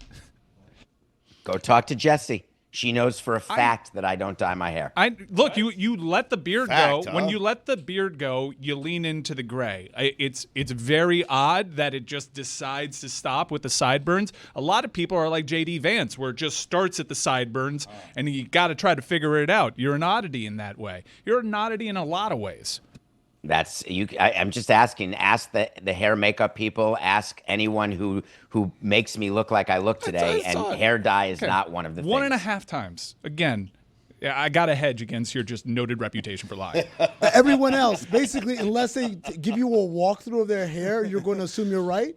I know Boris is dyeing that beard. I don't know. How old is I Boris? don't think so. How old is Boris? I don't know, around my age, probably from the 40s, early Come 40s. on, come on, man. I mean, Okay, Mike, you're an industry leader. Yes or no, Mike not Ryan? how it works. Wait a Boris minute. is 39. Yeah, okay, he's dying it. Wow. Samson, look, we're in the information Is business. he straight edge? We're in the information business. Jeff Passan is an information insider. Only in media now, the information guys are the ones being paid. Mike Ryan is an industry leader in, hey, your it's fake. And no one else breaks more stories in this regard anywhere in sports. Dan, this is like saying that Senator McCarthy was an industry leader in catching communists. If everyone's a communist, then yeah, of course. Of All course right, he's no, an but industry he's not my wrong. beat. This He's- is my beat. He's a volume He's shooter, not is what wrong. Amin is He's saying. not- Everyone knows this is Rough of me. This is my beat. I'm a volume shooter because no one can spot it as many times as I can. I'm the guy, and it's Botox, it's filler, it's teeth, it's everything. All right, it's not just limited. In fact, don't put me in just the hair dye box. Don't put me in that. I literally have. Oh, Zempic is kind Oh, of. no, he touch doesn't and go. just do hair dye. He does teeth. He does also an assortment of body parts. Yeah. He's a thorough reporter. I don't want to do Ozempic because you never know. Like, I'll be up front and honest. I did semaglutide 2 years ago. Right. But this time, slimmed down all natural. Just replicating it by All right, chugging water. no one likes to hear it said that way. What? Yes, it does. No one liked au natural. Come on. Have you seen the photos of Diddy? Look, That guy was running a con for decades. I never would have Decades. guessed. I'll be honest. I never would have guessed. that was his con. That was it. Yeah, that was it. Well, I was referring. Well, I hope most people assume the con was a larger thing, but also, additionally, I mean, he was dyeing his hair like every day. A side con? Guys, we're on the hair beat. We're not on any other gun beat. I'm not on the human trafficking. We're on the hair beat. Yeah, and by the way, I can't play fast and loose with human trafficking. I need more evidence. The Pope. Wait a minute. When are the updates coming on the Pope? It doesn't seem like David likes the Pope. Can we do another segment of all the smoke? David, you don't like the David Pope? doesn't like the Pope. Well, there isn't- is no Pope there is right no now. Pope right now. First of all, there is no Pope. Second of all, I said I don't like the name. Why? I don't think we can go with all the smoke. I wanted to change the name in the best interests of Metalark to a different name for the segment where we announce at the end of each day through one of Stugotz's heaters whether or not there's been a Pope chosen. I just got a text back, not from Boris, but from Dom Kang. He says, the entirety of the smoke. The entirety of it. It's not as terrible, Amin. And Stugotz, the only problem with this is that you have to stay longer throughout the day because the conclave at the end of the day, they decide whether they got one or not. They do a vote, which you know from watching the movie, which I'm sure you watched. But the time difference is such that you'd have to stay until about 1 o'clock Eastern time. And I know that can be problematic. Samson, just out of curiosity, because they're sitting here saying, Ooh, what about holy smoke? holy smoke is better. Now we're talking. I like all the smoke. Well, Holy Smoke was also a movie, so that's not our IP. Aren't we friends with all the smoke? Yes, Should I not always. ask that? Well, except for Paul Pierce, who's occasionally around that show. Yeah, what's going on with the he two can go of kick you? rocks. I told him to his face Yeah. routinely. While also boycotting him and going to other places to not see his face. No, don't do that to me. No one has told Paul Pierce sucks more to his face That's than true. me. No, I've done that multiple okay, times. congratulations. I've done that multiple. I ain't ducking Paul Pierce. When I That's duck out of true. here, it's because I can't stand the sight of the man. He happens to be, Mike, a great guy No, in real life. he's not. He's not. He He's is a not. great He's guy. no, he's not. He's a dear friend. He's a terrible He's a basketball fun player guy. and a worse person. No, he's actually not. And a little nugget about Paul Pierce. He likes when you call him daddy. Okay, I didn't know that part. Well, maybe in I'm what not. context that? are you Maybe- spending time TMI. with Paul Pierce? Maybe Tell us I'm more, not David. as good a friend of Paul Pierce as I once thought. What is this loon giggling about? How about thank you for smoking? What do you mean? He likes when you call him daddy. What kind of contribution is that? You grinning fool? Are you Paul Pierce, David? What? Yeah, but wait, what's that? What are you snorting in the middle of the segment where you're saying that about Paul Pierce? What's the matter with you? Answer the man's question. Answer it. Calling someone daddy and making sweet, passionate love are two totally different things. Yes or Billy no? Wednesday. Sometimes I go, I'm Not a talking about hard love. no on that. Put it on the poll. You're hard. Put it on the poll, Juju. Heyo. Is making sweet, passionate love and calling someone daddy different? I don't even understand what you just did there, Samson. Please, I've got 2 questions for you, okay? And they're important. Answer them honestly. Honestly.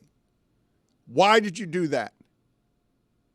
Which part, Dan? All right, start with let me go back for a second, okay? Because Please. I beginning? to you boning Paul Pierce. Yeah, no, I'd like to get away from that. Thank you. Could be a cuck No, situation. I mean, He could come just be on. watching. This is horrific. You like I the can chair? see that. What You like the chair? What you?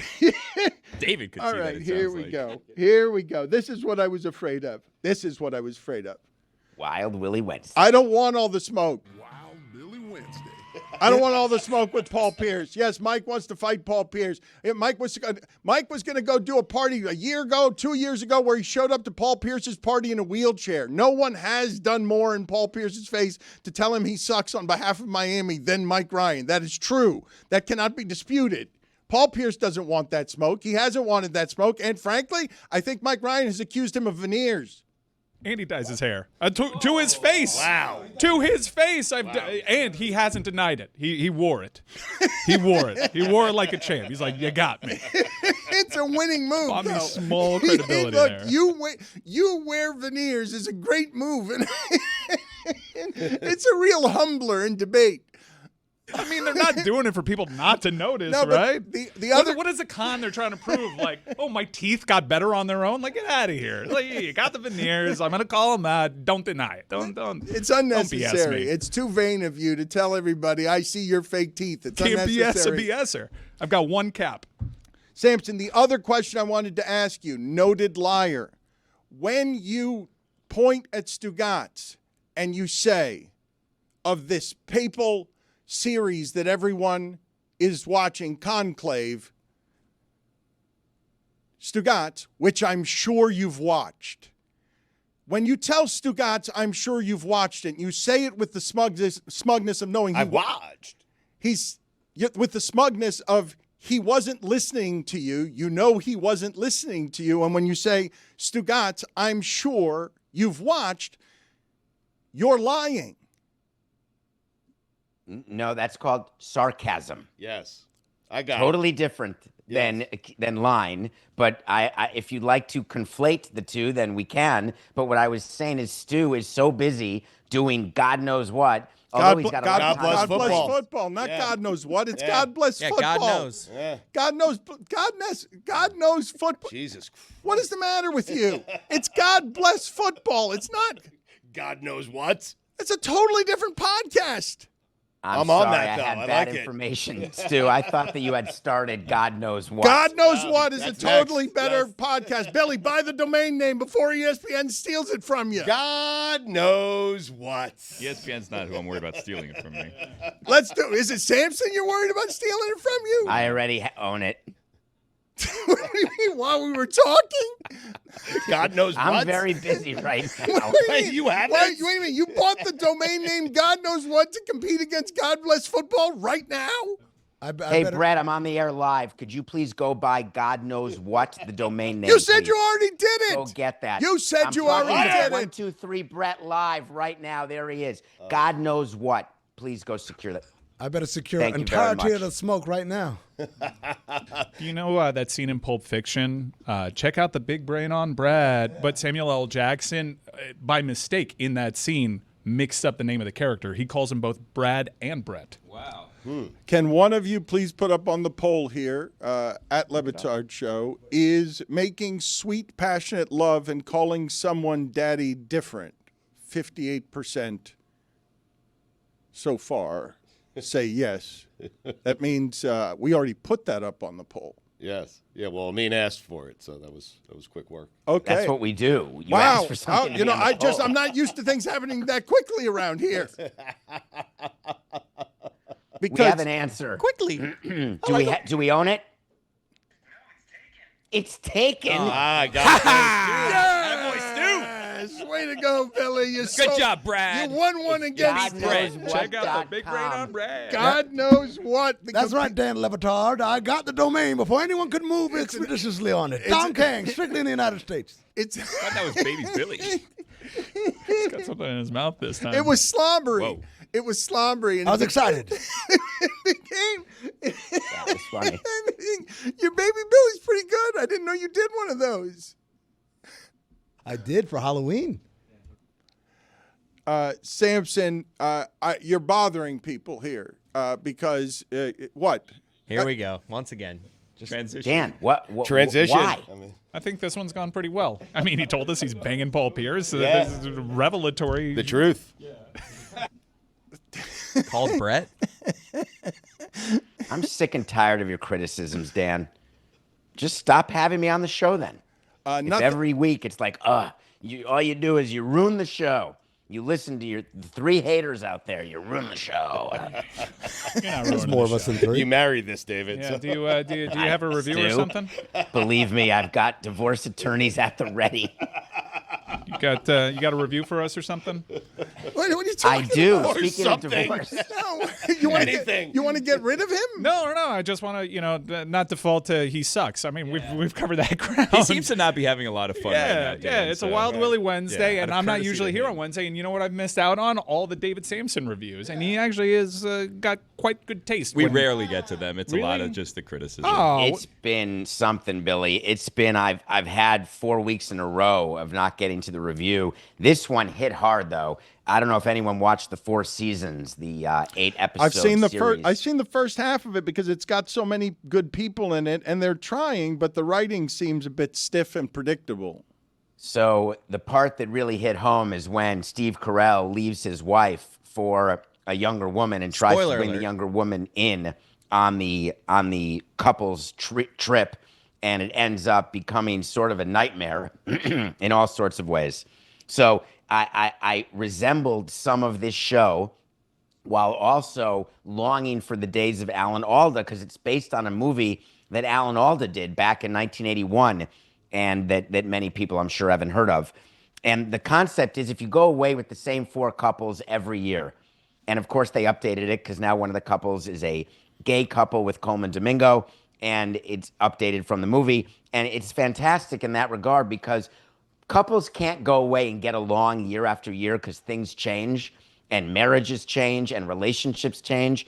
And if you can find people you actually like to travel with, you got to hold on to that as long as you can, because there are many, many people who are not compatible in that way. And this series talks about how you go through changes in people's lives while still trying to stay together as a group of friends. I haven't liked the first half of it. Would you recommend it? No, not unless you're divorced with a younger girlfriend. So if you're in that category, then I would do it. If you're not in that category, you can skip it. Or if you're older, you dye your hair and you're thinking of getting divorced because you want to be with a younger girl, then you should watch the last 4 episodes. All right. Or if you're already with a younger girl, then you can watch the last 4 episodes. Younger woman. Woman, thank you, sorry. Yes. Depends how young, I suppose. But I would go for a woman, David. David, if someone went beyond breaking their neck at Marlins Park and died falling out of the bleachers, would you attend their funeral? No. No. David. And we What would if make you knew sure the that wouldn't person? happen because no one was ever in the bleachers. It's a fair point. Okay, but I'm saying that if something happens on your watch and that person dies, is that forgive me, Chris? I didn't. It just broke out of nowhere. It just broke out. to remind you to do that. I've already done it.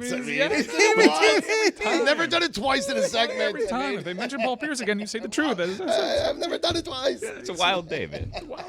No, that was amazing to watch in person where Mike just throws Stugotz a lasso. Stugotz catches it 2 seconds late, and Stugotz's reaction to Mike was, I did the watch, kind of bored and 2 seconds too late 10 minutes ago, and you didn't catch it. We all laugh. You don't want to do a Pearl Jam Thursday set. I need the Saturday set. Well, can we talk about this for a second? Because have you and Sampson had this argument? Have you and Sampson? No. Look, Pearl Jam's entitled to do whatever they want with their shows. They want to play the same city 2 times and do a set list one night. That's their prerogative. And it's my prerogative to be disappointed by it and just be disappointed that, frankly, I picked the wrong night. All right. No, but wait a minute. You've calmed it down, but you came in here with... Well, they should be arrested for what they did to me. I mean... They gave you nothing on Thursday. Have you seen my travel schedule lately? I had to carve out time for that.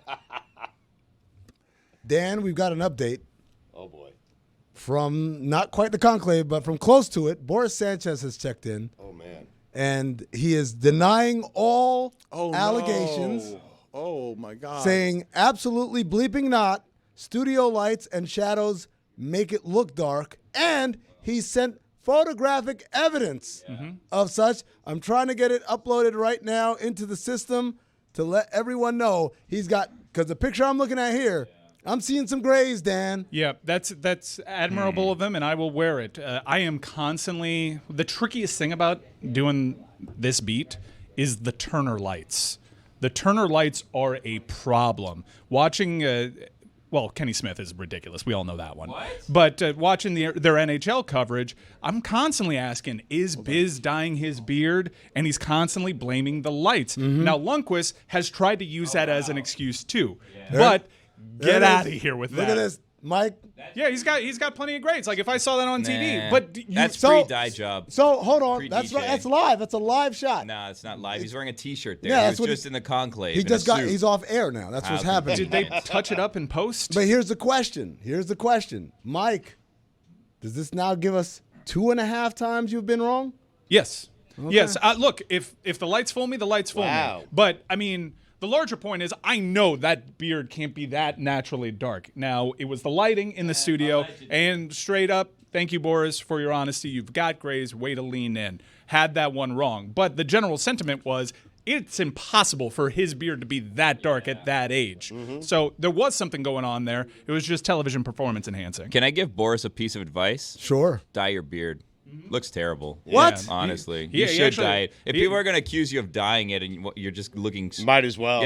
Look bad just to prove them wrong, just dye it. Who cares? Well, here's my thing, though. But, Mike, how many times have you accused people of dyeing their beard and maybe it was just studio lighting the whole time? It might have happened.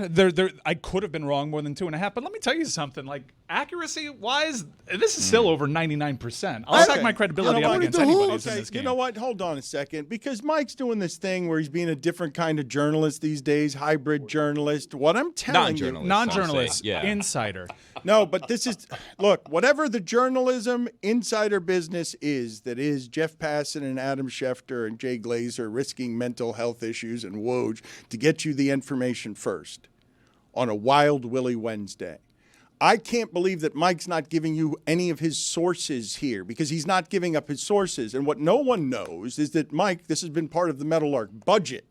Mike has on staff a forensic sort of expert who works with us every day and can vet these things out.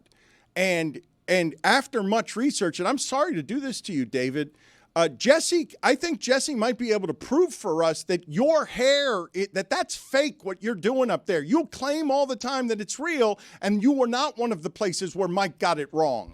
No, You're 100% wrong. This is not a hill you want to die on. Yep. You don't want to test this because you will lose, and I have already. Thank you, Stu. God, you're supposed to let it go.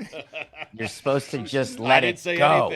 Yeah, no, I believe David because Maybe it's studio lighting in David's house. perhaps no, it just look. I've gotten right up there while David's talking to people, Down and there. I've seen the down there, and I've seen the back. I'm like the coloring's a little off. Daddy. But I don't understand. Please stop doing Jesus. that. Just please. What are you doing? He would go all the way with it. He would go. That was a short joke, not a. I would never. No, he did it again with the daddy. He's creeping me out with the daddy and the grin. Do you call Paul Pierce daddy when you see him? Like, hey, daddy. Again, I Paul do. Pierce? No, no one said anything about that. Just ask because He he just said he asked likes to about be Paul called Pierce. daddy. I'm just The asking if he truth. calls him that. Yeah. He likes to be called Daddy, so I call him Daddy. What's the big deal? No, see, this is What? Oh, sorry. Not that time. My bad. This is Jesse. Get in here, Jesse. Get in here. I don't believe anything that's happening here. Look, Samson's got this cone, this helmet of dye hair. Like this is a helmet. This is a baseball helmet of black hair. No one ages this way. He's in his late 50s. You don't get gray. Have you guys seen a lot of gray in the beard, totally gray beard, and then not a gray hair in the black? I don't know whether David Samson is or isn't dying or lying, but Mike Ryan, are you willing to stake your information journalistic? I know that David doesn't dye his hair. He doesn't dye his beard either. I believe him when he says this. I believe him. But you got Jesse Wait. right here. I don't understand. Like I believe him. Like Why would you believe him when you have somebody that hasn't more of an hopefully she can co-sign. more? This is high drama, man. We got a witness for the state that comes in. What kind of journalism are you doing where you say I believe him, and we have? I'm doing actual journalism. I've gotten up in there. What kind of journalism are you doing right there? You're trying to attack me for my sources. I've reported. I initially had reported that David Samson dyes his hair. Then I did my own inspection, and after more thorough investigation, I retracted the report and corrected it like a true insider. Then why is it only a half? Why didn't that count as a full Because wrong? you're a noted liar, and I cannot discount the fact that you're just conning me. Right. He has to leave room in the event that you are indeed lying. Right. Got a That's what he hedge. does. You're a So he leaves special half. case. Yes, that's what he does. What does it happen when noted liar Samson meets noted liar Stugotz? And we're trying to do an investigation here, and Samson can tell you, Jessie is on staff, and she would reveal to you the people who make the makeup cost the most are David Sampson and Mike Ryan. What are you shaking your head about? Dan. What are you what? For the 15 days a year that I'm in the studio, you're allocating the majority of the makeup budget to me? I don't know what she paints you with. A lot, whatever it is. And I don't know if it's your hair. God knows if you go in there and you just have like orange hair that she paints every day with whatever lacquer she puts on your head. Can I just, before Jessie takes a stand, note that a lot of, makeup artists have to sign NDAs. So it's possible that she's not going to tell us the real information that David has already silenced her, because she'll have big clients and can't really give us all of the info here. David does strike me as the kind of guy who takes the extra step of making someone sign an NDA before they work on him. What can the I'm glad I strike you as that, Amin, but it's just not quite the case. You're a noted liar.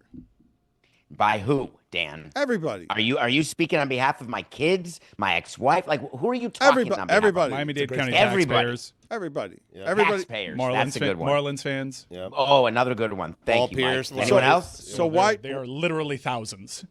Thousands. Tens of thousands. Tens of thousands. Millions. Hundreds of thousands. Well, that's just the taxpayers. States. Marlins fans, there's about scores. You Countries. You object to the reputation that you have as a noted liar? I don't have that reputation, except when I'm lucky enough and thankful enough to do your show, because I feel such gratefulness toward you. Talk to my for agent painting Lou. me that way.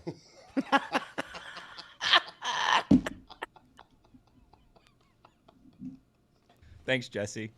I am dangerously close, Stugotz, to placing expectations upon our next sponsored bit. I have been, I might be ready to admit, way too hard in demanding that you adhere to the standards of our sponsor, Boost Mobile, on our audience and on our callers, demanding that in a sponsored segment that Boost Mobile is giving us money for, they be good and funny and creative and clever and better than most people competing at good and funny and creative and clever. And I've been asking for weeks and months, do better, be better, do better, be better, as I have seen Chris Cody and Mike Ryan and Amin and Billy light up as the callers get a little bit better. Like they used to be. They've been great, Dan. I won't stand for this. I won't sit for this either. You could take a little advice from me and openly admit when you're wrong sometimes. Mm-hmm. It's actually endearing. 2.5 times? It actually buys you nothing, though, because everyone thinks that no one does this. In fact, there's no stronger political force in this country than people refusing to admit that they're wrong. We've lived it for over a decade. But you do buy something with us, the people in the foxhole with you. And it's a nice, endearing quality that more people should turn to. Hey, went off me, coach. That's good stuff. It's brave of you, Mike, to admit that you were wrong about saying that admitting you were wrong would buy you anything with the audience. Yes. So I think now we're up to 3.5 Thank you, times. man. Wow. That was big of you. Pass it on. Ow.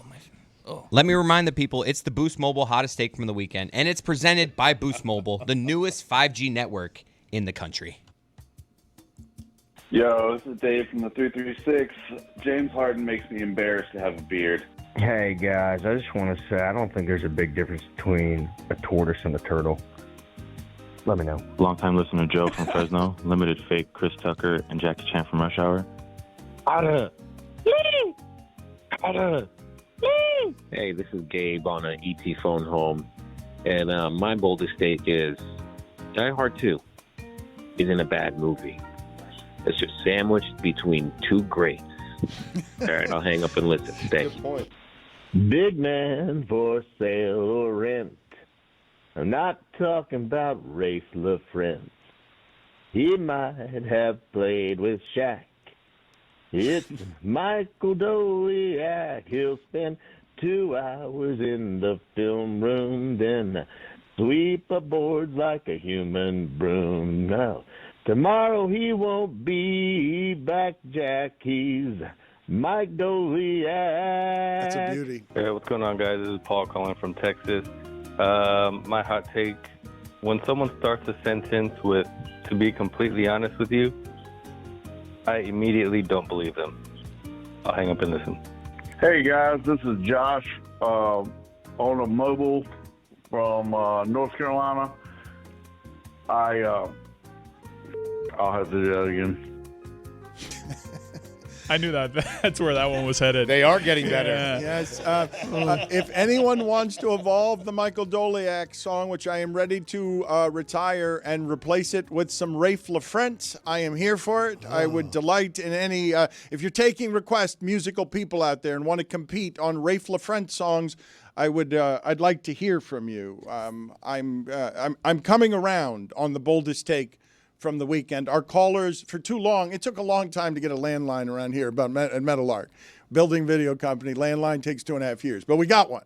Juju's got one now, too. I think Stugotz has got one. I don't know. There are a couple of them. There are 2 or 3 landlines somewhere the company has bought. If you want to call in, 305-486-GOTZ, G-O-T-Z.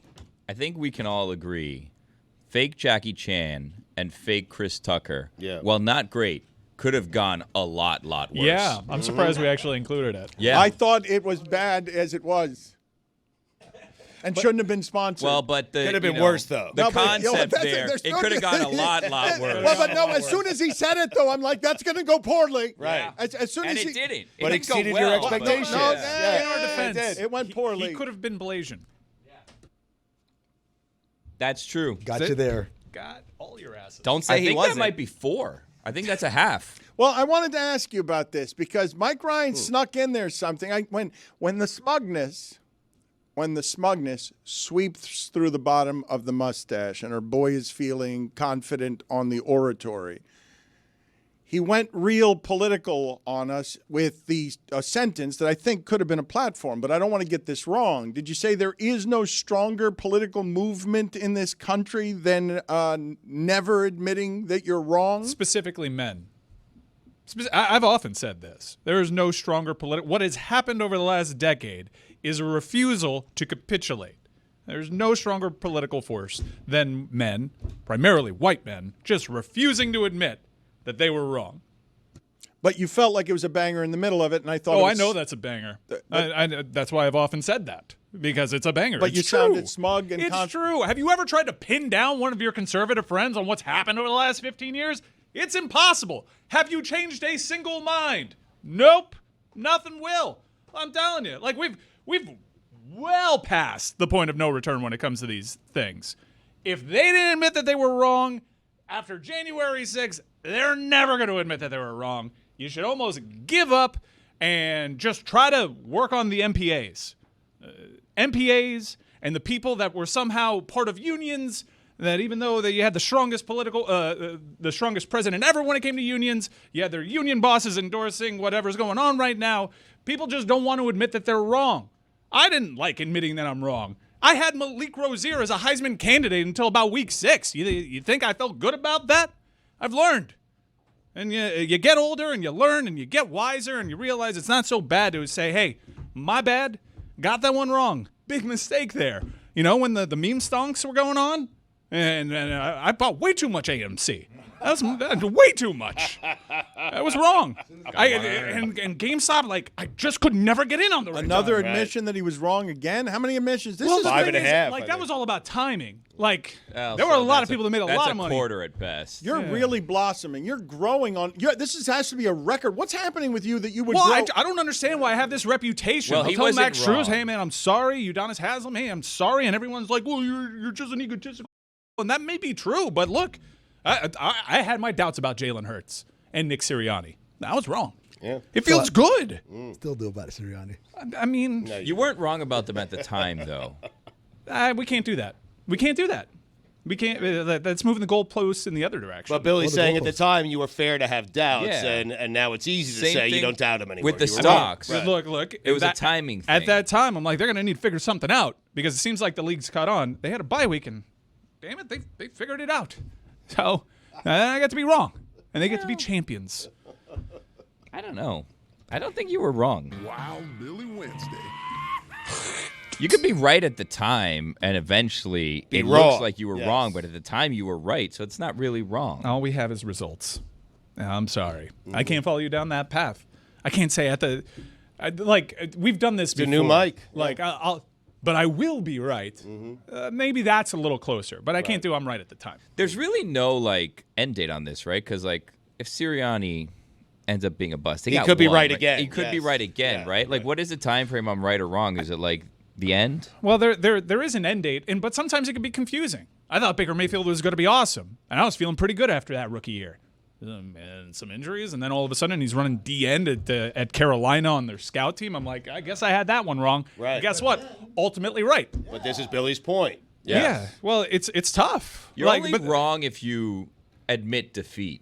Wow, Billy You can wins. have an argument go on forever, and until you admit defeat and concede that you're wrong, you're Correct. not wrong. Well, And that's the fight's actually- not over yet. If you've ever Exactly seen The right. Apprentice, that's actually at the crux of the plot. Yeah, so you say you hold on to your guns, right? And then you're proven temporarily wrong, in which case Figurative you guns. you abandon that point, right? You abandon that stance. But then once you're right again, you got to remind everybody, man, I was the first one to say that. Right. You don't remind them that you abandoned the stance. You remind them that you were the first to have a stance altogether. I don't like to be the first to say things, honestly. Sometimes I am, but I do tend to subscribe to fools rush in. Yeah. Except when it comes to stonks.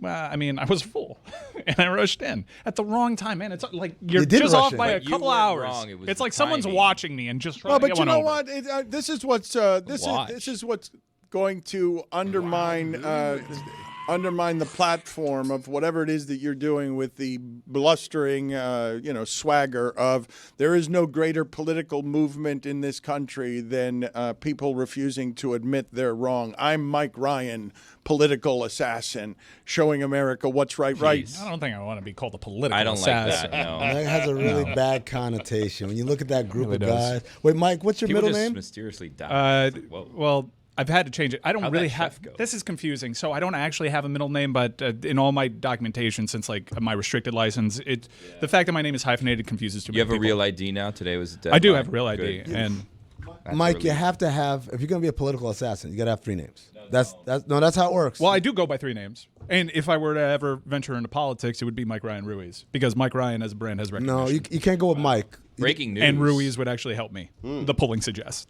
Thinking John- about politics, huh? Polling suggests? It was John Wilkes Booth, not Johnny Wilkes Booth. You can't be Mike. Oh, You but got- you mean political assassin. I'm sorry. Yeah, I was yeah. sorry. This is cutting a little closer to the bone than you even know. Johnny Booth is a quarterback. I mean, Oh, man, he could sling at Johnny Booth. The polling suggests. I'm not. At You're liberty. obnoxious, man. You're obnoxious. I'm not at liberty to talk about. Can it. I- Yeah, this is. What? Oh, come on, I'm man. not going to talk. Yeah, One this day, the All book right, will be written. Now listen to me. about the last few months I've had. You blowhard. Oh. I hope I'm the one writing it. I hope this company lets me. I hope you're around long enough to ride it. So do though. I. Yeah. Yeah, so do I. Political assassin. Can I ask an unrelated question before we get too far away? Wow, Billy Wednesday. Like when you saw John Ruiz's boat sink, off the record. Well, wasn't you that were- fake news? You were happy, right? Wasn't that fake news? I don't know. I don't pay attention. I think to that. I think he's come out and denied it. Right. Yeah, because it was, no one wants to admit their boat sank. but Come on. before you knew whether or Unless not it there's was like fake an news. insurance No, situation. I think yeah. I've seen his response. When you to it. saw like the SS Life Smile. wallet went down, you're like, You smiled a little bit.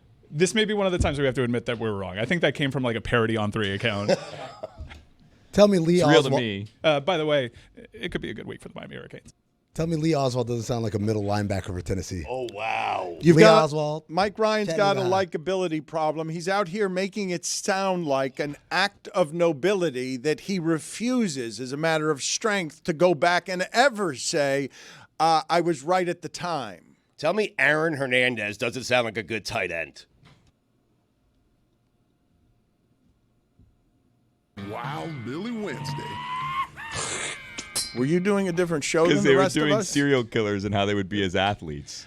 Hand up, I'll be the first to admit it. Didn't think that guy was a serial killer. when he got drafted. Was it cereal? Yeah, if it's more than one. Was it more than one? Yeah, and have you Billy, been are you following informed about anything in the last couple of sentences of speech Not out of your mouth? Wednesdays, no. Are you aware that the people of New England are worried that there's an active serial killer or killers? Yes. I believe- Well, no, wait a minute. Hold on. I could be wrong. Hold I on. believe he died and wasn't guilty. Just let me backtrack for just a second. What Mike Ryan just said, I don't think I have this wrong unless there's different information in the last 12 hours. Everyone suspects there's a serial killer, but it's not being yet confirmed by authorities that it's a serial killer, even though everyone's saying, no, that's a serial killer. Because do I have my information wrong here? Yeah, thank you. We have it in preview, but if you could quickly put it in programming before we jump to the serial killer thing in question. As you can see, instead of on 3 sports, it says no 3 sports. Yeah. And you cited what was misinformation. John Ruiz, who's always been truthful, says fake news, not my boat at all. That's according to him. I mean, I think it was his boat. You are Wild Billy Wednesday. within your right, I guess, to be suspicious of the man. John Gacy, center, Penn State University. I like it. This is Billy failing to admit that he was wrong, though, on a fake news story. I ain't dead yet. I ain't wrong. Was that Greg Cody in disguise? Got what I earn. So, I mean, there is a possibility that he does have a boat that sinks. Well, then you just move the goalpost to be like, I meant that boat. I'm still not convinced it wasn't this one. You think that's noble to say that I will not say that I was right at the time? Like, is it this important to be right about things? I will say this. If you start your defense with fake news ! I'm kind of like, is it? I kind of know where you're at. I don't know. I kind of know where you're at. I'm not certain. Yeah. You know, I'm trying to turn over a new page, and you would think that this would buy me something, but I think from the feedback, it just made me more unlikable. No, I think it is. Ted Kaczynski, cornerback, Michigan State University. Really? Sparty, huh? Billy, can you please help me with something, because I'm Doesn't seem like it today. Well, it's a Wild Willie Wednesday, and we go where Wild Willie takes us. And the thing about your neck brace and the fact that you began your work day, you've had a difficult stretch. God bless, football is roaring to life again as a new season starts. Billy the Duke has been battered climbing up the rankings in football. And Billy's got a neck brace, and he comes in today, and I need him to help me on Wild Willie Wednesday because I thought Mike and Amin were going to be obnoxious. And I feel like every year at this time, and you tell me, please, if I have this wrong, it feels like you always have a neck brace on because wives and mothers on Mother's Day, do you fear it? Is it off in the distance in a way that makes you be like, there seems some tensions here on the way? No, I've got this all wrong. Like an Oedipus thing? I don't know what's happening with you and your general. How do you guys let me ask the married people here with mothers. How do you guys handle Mother's Day? Do you make it about your wife or like your mother? You make it about your wife. Well, but that's not really an issue for me. Right, same. Okay, I picked a terrible Probably the sampling worst, of people yeah, here. among the worst. Dan's wife doesn't have a child. You guys have dead moms. I mean, I'm this with you, couldn't have Billy. gone worse. I can play this game with you, Willie. I struggle with this. My mom, I feel like since I've gotten married, has gotten a little bit less every year. More attention goes to the wife, and I feel bad for my mom. To answer your question, I need to give her more attention this Mother's Day. This is the act of a man and a son who will never actually do what he just said. It was just to sound good on television and radio. It's a good job out of you. It's your dad's responsibility, though, right? I mean, is it not for mom? I'm saying it's my dad's to do for my. I mean, I don't know. I think it's the child. That's what I'm asking. If I may play one of your games, I can put the shoe on the other foot. Oh, I love. Oh, wow. Yeah, so let me put the shoe. That's on a the good game. David Let's was get that bad at that sponsored. game. Let's get that David sponsored. was very Shoe is bad on the at other that. foot. UFO, Cynthia, so you get out that there? sponsored. The shoe's on the other foot. Come Shoes on. on the other foot. I actually had like a Tessie exchange with my dad on Father's Day, who still wants Father's Day to be all about him. No, that's different. And I understand it's different, but again, the shoe is on the other foot. Yeah. So when my whole point to my dad was, look, man, you had your run. Yeah. And now it's my time. Yes. And I don't need you bringing this look at me energy into my domicile on my day. Wow. Daddy wants to sit on that couch, take about 20 mg, and watch Paul Pierce. Again with Daddy. Again with Daddy wants to melt into that couch, take 20 mg, and watch some left turns. You keep to yourself. I'll keep to mine. What I want for Father's Day is this. and not you wanting your time. You had your time, and it was a hell of a run. Yes. Almost 40 years. You just want silence. Of it being about Yes, you. right, yeah. I just want them 20 mg. Yep. Melt into couch. Yep. Left turns. Yes. All I want. Sirhan, kicker, USC. So, like, do I get my wife a present or my mom a present? Because You my give her kids, give her 20 mg. my kids are too young to actually handle this, and now I have to do this for them. Don't I do enough for my children as it is? Now I have to buy presents on their behalf for their mother. It's not my mother. I'm going to tell everybody now, and I failed in many ways around here, but us as a media company not being able to show our beloved audience how lovely and wonderful and weird Mike's relationship is with his father is a failure of this entity on a number of different levels. It's not a failure. It's by design, because every time you try to, I am there with like Thabocephalosha defense. I feel like the people that have listened to this show for a while have a grasp on it. No, but here's the thing, though, They Chris. get it. No, what Yeah. people don't understand I about. don't think it's that deep. Okay. That was a pretty good name pull, right there. Oh, it was I'm proud of amazing. myself. The And that one perfect just name came pull. to me. I wasn't Yes. ready for that. I didn't want to go Bruce Bowen. Everyone goes Bruce Bowen. Obvious. Yes. Thabo's always going to be a winner there. That you being Cephalosha. when you're able to no, but that's the what's the wonder of that particular ski slope is that the Thabo gets you in the game and everyone's roaring, but then when you can hit it on the back end with Cephalosha and all he did was play defense, It ends the game. it's just like there you will not do better than I that. think I finally found something that buys something with the audience. Thabocephalosha. When I'm told you don't need to get me anything, we just got a couch, that's a flat-out lie, correct? Yes. That's a lie. Yes. Okay. Yes. It's a trap. It's not a lie. It's a trap. Can it work the other way with the serial killers and football players? Like, can I go Austin Safarian Jenkins? 7 homicides. Oh, athletes who sound like serial killers. Well, I'm just like, yeah. Aaron Hernandez, Steve Martin. John Roush. I like that one. He sounds like he could kill a lot of people. In the woods, though. Mm-hmm. Andrew Toney. Well, I think the details are. Well, it might get in trouble. Like if I were Ryan Lingerhans, I'd be really like on edge. What do you think I'm going to do to somebody?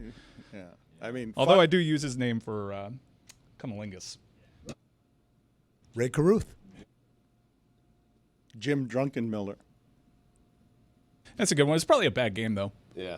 See, first to admit that I was wrong. A lot going and on in a this fool that segment. rushed in. Yeah. Jim Eisenreich. Is that a good one? yeah. That's no. for Mike's game. Yeah, that guy kills. Well, maybe I was wrong at the time. But I'll be right now. Yeah, see? It's possible. You get it now. I'm not sure everyone in this room knows why Jim Eisenreich is so funny. It's one of those things like Thabocephalosha. No. Jim Eisenreich's got another layer. Thabocephalosha is comedically perfect for all the reasons stated. Jim Eisenreich is tougher. Because I don't know whether I have my history on this right, but I believe Jim Eisenreich also had Tourette's. And I don't know if anyone is allowed to make fun. You got that Eisen right. We can make fun of it that way. Just like that. In Stugotz's own Tourette's way. Mm-hmm. Carl Anthony Towns. Oh, good one, Cat. That's the triple. The triple- three You guys are- names you You guys guys really are is a cheating. cheat code. Yes, Yeah. you guys are cheating with that. Chris Douglas Roberts. Shea Gilgeous-Alexander. SGA. You can do this forever. You could do this forever. This look at. I mean, Ken Griffey Jr. What am I doing where Contavious Caldwell Pope doesn't work for me when he was like on a work release program too? Like you would think it would work, but it doesn't. It's not. You know what? Too many syllables. That's right. Bang, bang, bang. R.A. Dickey. that's a good one. That Pretty You good. are a genius, sir. Look at that. Really Look good. at that. Multiple states. He's Oh my multiple states. Cross state lines. Bodies everywhere. I'm sorry, Billy. Dismembered. Billy, hold on. By R.A. Dickey. I have. So good.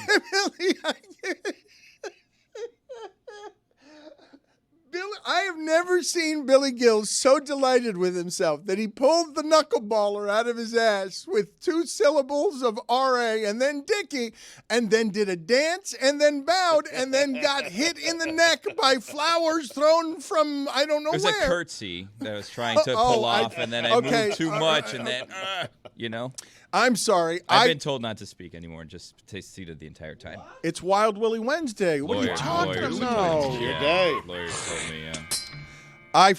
When you went down at the knees, I imagined you getting hit with a bouquet because of how lovely a joke R.A. Dickey was. Thank you for bringing the knuckleballer to the conversation and 90s baseball talk, the only place we all love. Was that not 90s? He probably started that. A guy pitched like 40 years. He was early 2000s. Yeah. You're doing the knuckleballer thing where, like, this guy must have been playing since the 80s. Yeah. Careful. Wow. I said Negro. I know you did, but it still scared me. Jonathan Papelbon looks like he has a den like Quinn Ewers, right? The plural did it, Stugotz. I know what you're going for, the Phil Necros of the world, but when you just say Necros. Yeah, especially like the Necros. Joe, Phil, I mean, whole family. I mean. The segment started with a fake Jackie Chan and Chris Tucker, and somehow you made it worse.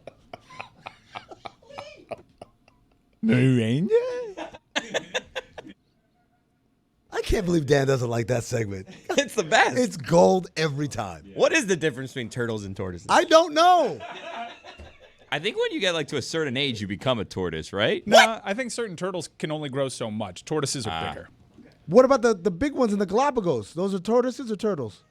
I think that turtles can grow to any size. It just depends on what it is that's holding them in. So, like, if you had a tortoise in like a 10,000 acre field, I think that it could grow to the size of a car. Wait, doesn't Mike have a big backyard with turtles in them?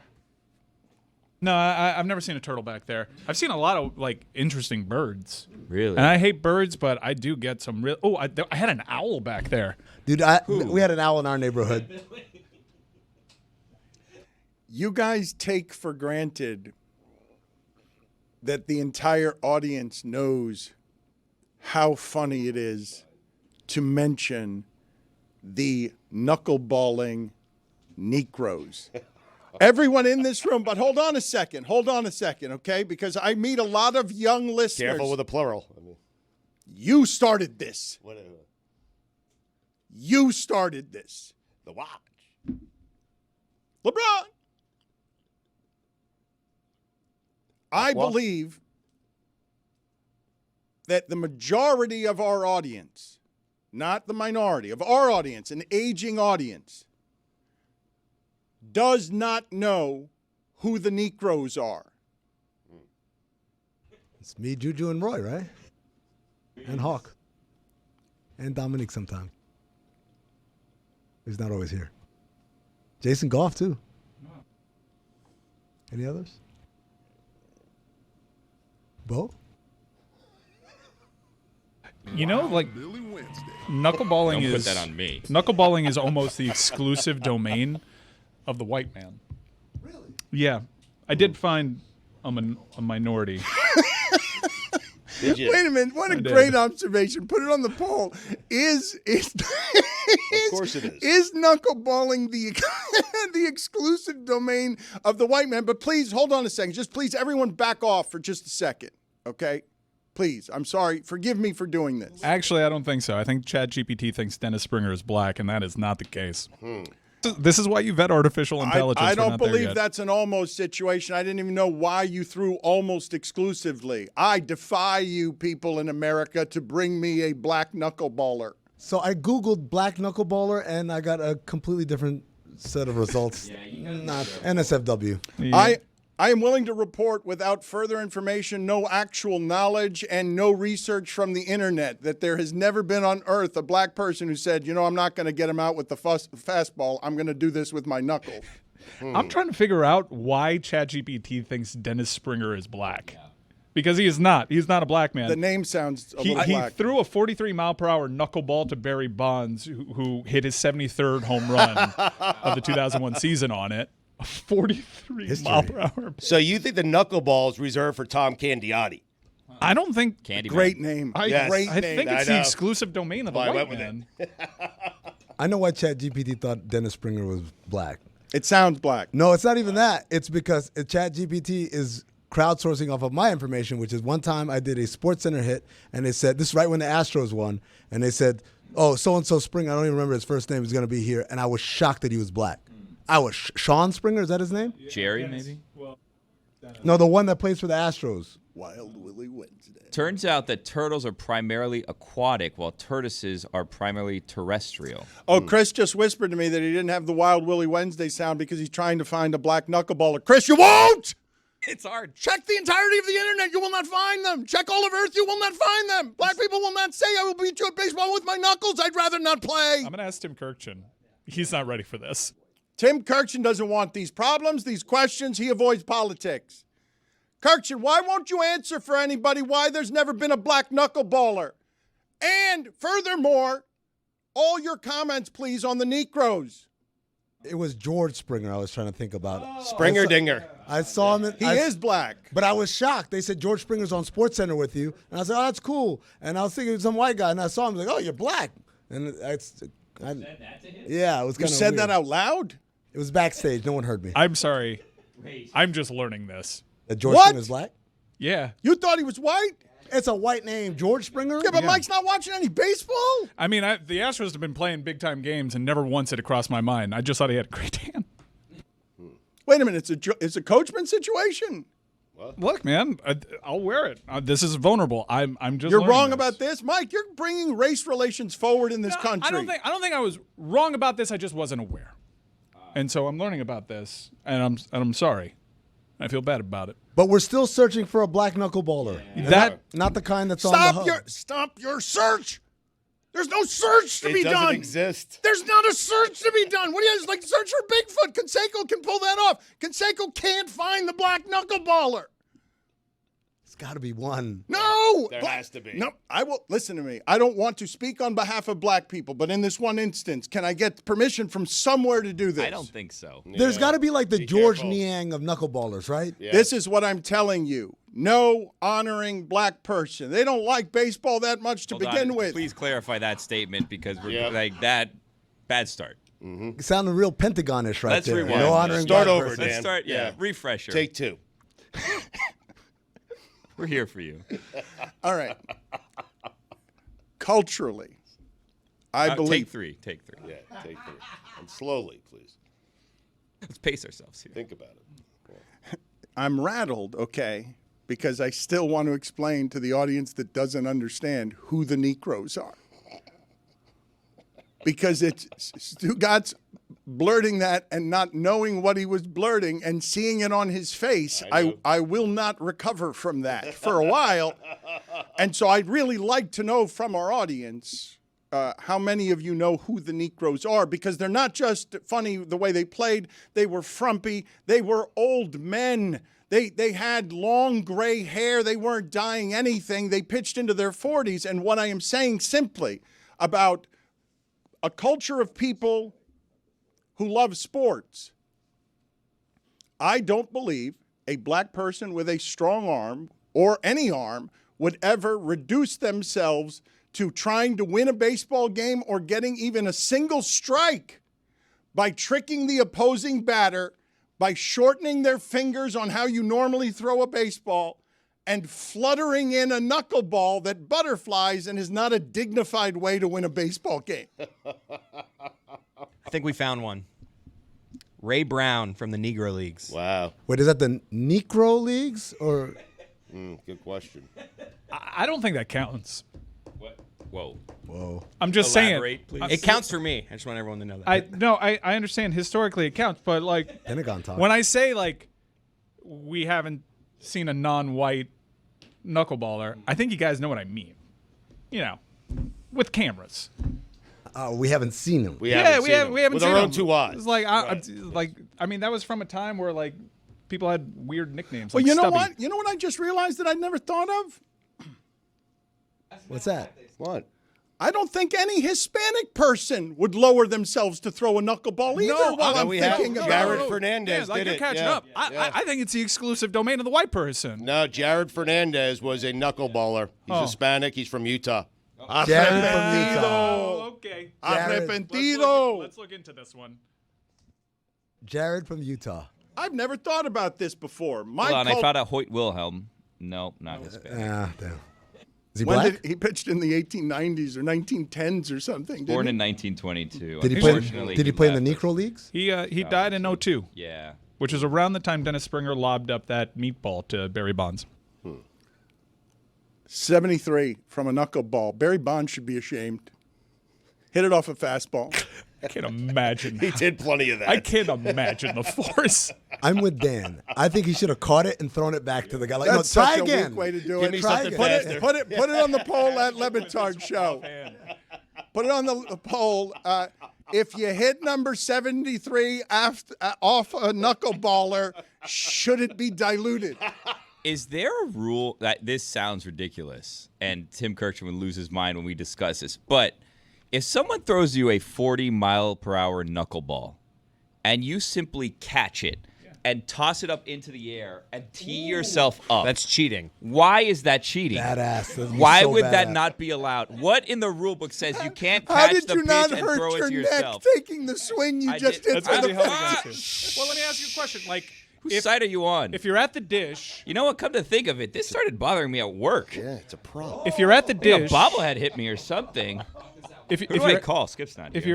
you're at the plate and you make contact with the ball, but with your fingers at the base of the bat, You can still call him. I'm You can following. still is call that him. is He it didn't like talking to me when we were here, so. You can still call him. Is that all right? All right, someone is following. Here. I'm following you, Mike. All right, if you make contact, if you swing the bat, but the ball goes off your hands, Right. but it's a seeing eye single. Yes. Like, does that count?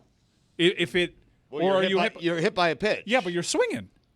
You're swinging, so Right. the ball hits your hands, and you actually get a single Yes, off that's your fingers. no. Yes, that hand is part of the bat in those situations. So then except, but his hypothetical can work. you know you can be hit by a pitch on the knuckles, which would really hurt at 104 miles an hour, and it not be a hit by pitch if you're swinging. I think it's the catching of the ball and then the No then one's tossing tried it up it. to yourself. I That's the guarantee you cheating there'd part. at least be Look, a review. this is the thing, Billy. I wish that we could get off the ground with the help of Brad Williams a league-wide NFL mandate where we change football Sundays, because instead of the tush push in short yardage situations, every team does indeed have a little person who holds the football, and then you just throw him 4 or 5 yards. Why are we doing this with Brad? Out of Because curiosity? Brad's his idea. idea. It's his idea. It's actually Mike Leach's idea, like reported on the Allegedly. internet, But it and then wasn't. Brad But But Williams. that might be Yeah. a John Ruiz Right. boat thing. That was again. also Reddit misinformation, because it's something that he would say. It is something he would say, and if it was misinformation, that's fine. Brad Williams took it and ran 3.4 yards with it. He pitched it to the commissioner of the NFL. That makes it his idea now. That's correct. He can sponsor it. What'll Raj say about it? He seems like a good time. Well, that's Juju. That's his best friend. Billy Wednesday. Put it on the poll. Does Raj seem like a good time? Honestly, of all the commissioners, I think I would hang out with him the most. Oh, no doubt. He I does wanna seem play like he this probably game. would be a I'll good play this game time. with It you. is Yeah. wild. It's not Bettman. It is wild that he's the best commissioner in sports. Adam Silver. Silver seems like a stiff. Nah, Oh my he'd have a God. good time. Guy goes to bed at 8. We're having tea with Adam Silver. No, We're Silver getting lets drunk loose. with Roger. Dan's hung out with Silver. I don't know if he's hung out with Goodell. Probably not. Certainly not Rob Manfred. I don't think they're talking. Didn't Levo make a penis joke to Adam Silver? I remember that. Yeah. That's why y'all Important drink dinner, the tea. right? Important dinner. Yeah, and then he got all, I'm the commissioner. Don't talk about penises around me. Jeez. It is a bit crass. I mean, what were you doing? prude. Are you trying to mark commissioners off the list? Manfred out. Silver out.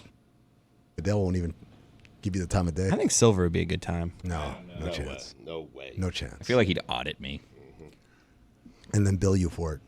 Yeah. I haven't been right since the Negroes, Oh. and now you have summoned the memory of my late brother so that I can confirm to you that Adam Silver is a great deal smarter than Roger Goodell as a report. Right. But is he fun? But hold on. I've been rattled by the memory of my late brother because I don't think you remember this story. And unfortunately, it's a very funny story that my only interaction with Adam Silver and the aforementioned Skip was with Adam Silver sitting across a loud table from my late brother, who is built very differently than I am and does not care that you need to respect Adam Silver because Adam Silver, I think my brother said something about he's got a parasol instead of an umbrella, and my brother couldn't be trusted in these situations in any way, okay? So my brother, before we were making Adam Silver jokes on the show, my brother was making Adam Silver jokes upon meeting Adam Silver. And so that's not appropriate at a power table. I think Bomani was there that night too. It's just not. My brother is not appropriate at this table in any way. I've got 50 stories like this. This isn't in the top 10. It's not in the top 10. Adam Silver is sitting across from John Skipper. These are two of the most powerful people in sports, and it's loud at the table. It's a Miami restaurant. It's really loud. And I can't hear what my brother seems to be yelling at Adam Silver, sort of the side of Adam Silver's face.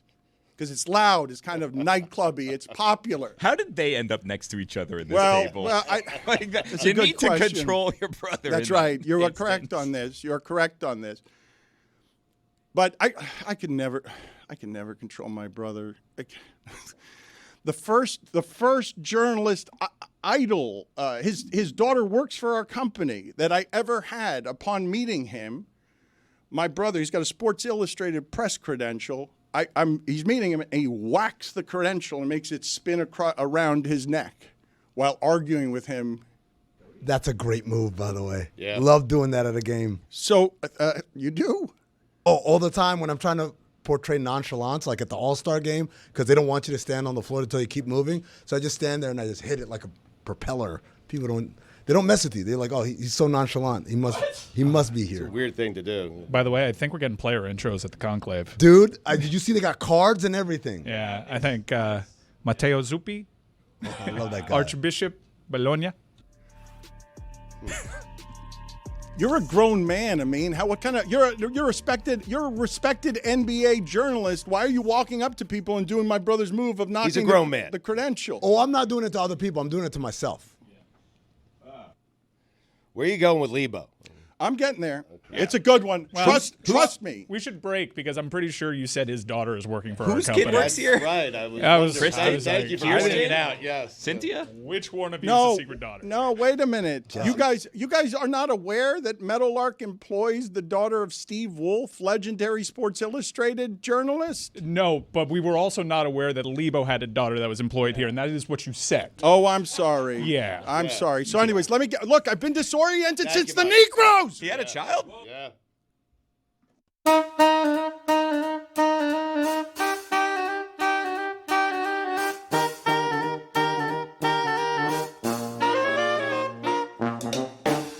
It's time for Against the Spread. And it's brought to you by our friends at DraftKings. DraftKings, the crown is yours. Mike, take it away. I'm going to keep this short and sweet. Too many points in Oklahoma City. I know everyone expects the favorites to bounce back. I was thinking about going Boston, but we're a little unsure about Porzingis and Jaylen Brown. I think the greatest offensive player that I've ever seen has a great opportunity to keep that game a little bit tighter. Now, does OKC bounce back? That's for the experts to decide. I just think it's too many points, and I'm taking Denver against the spread. Billy!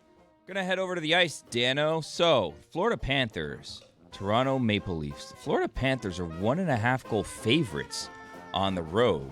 And I was asking around this room here because even though, some people call me, Baby Billy from Ice Ice Baby, #1 hockey podcast that we had going for some time there until the dentist retired, and then we kind of we should retire the show in his honor. Wow, so, Billy Wednesday. Why did that show end? I remember we had to retire it in the honor of but Roy, the doctor retired.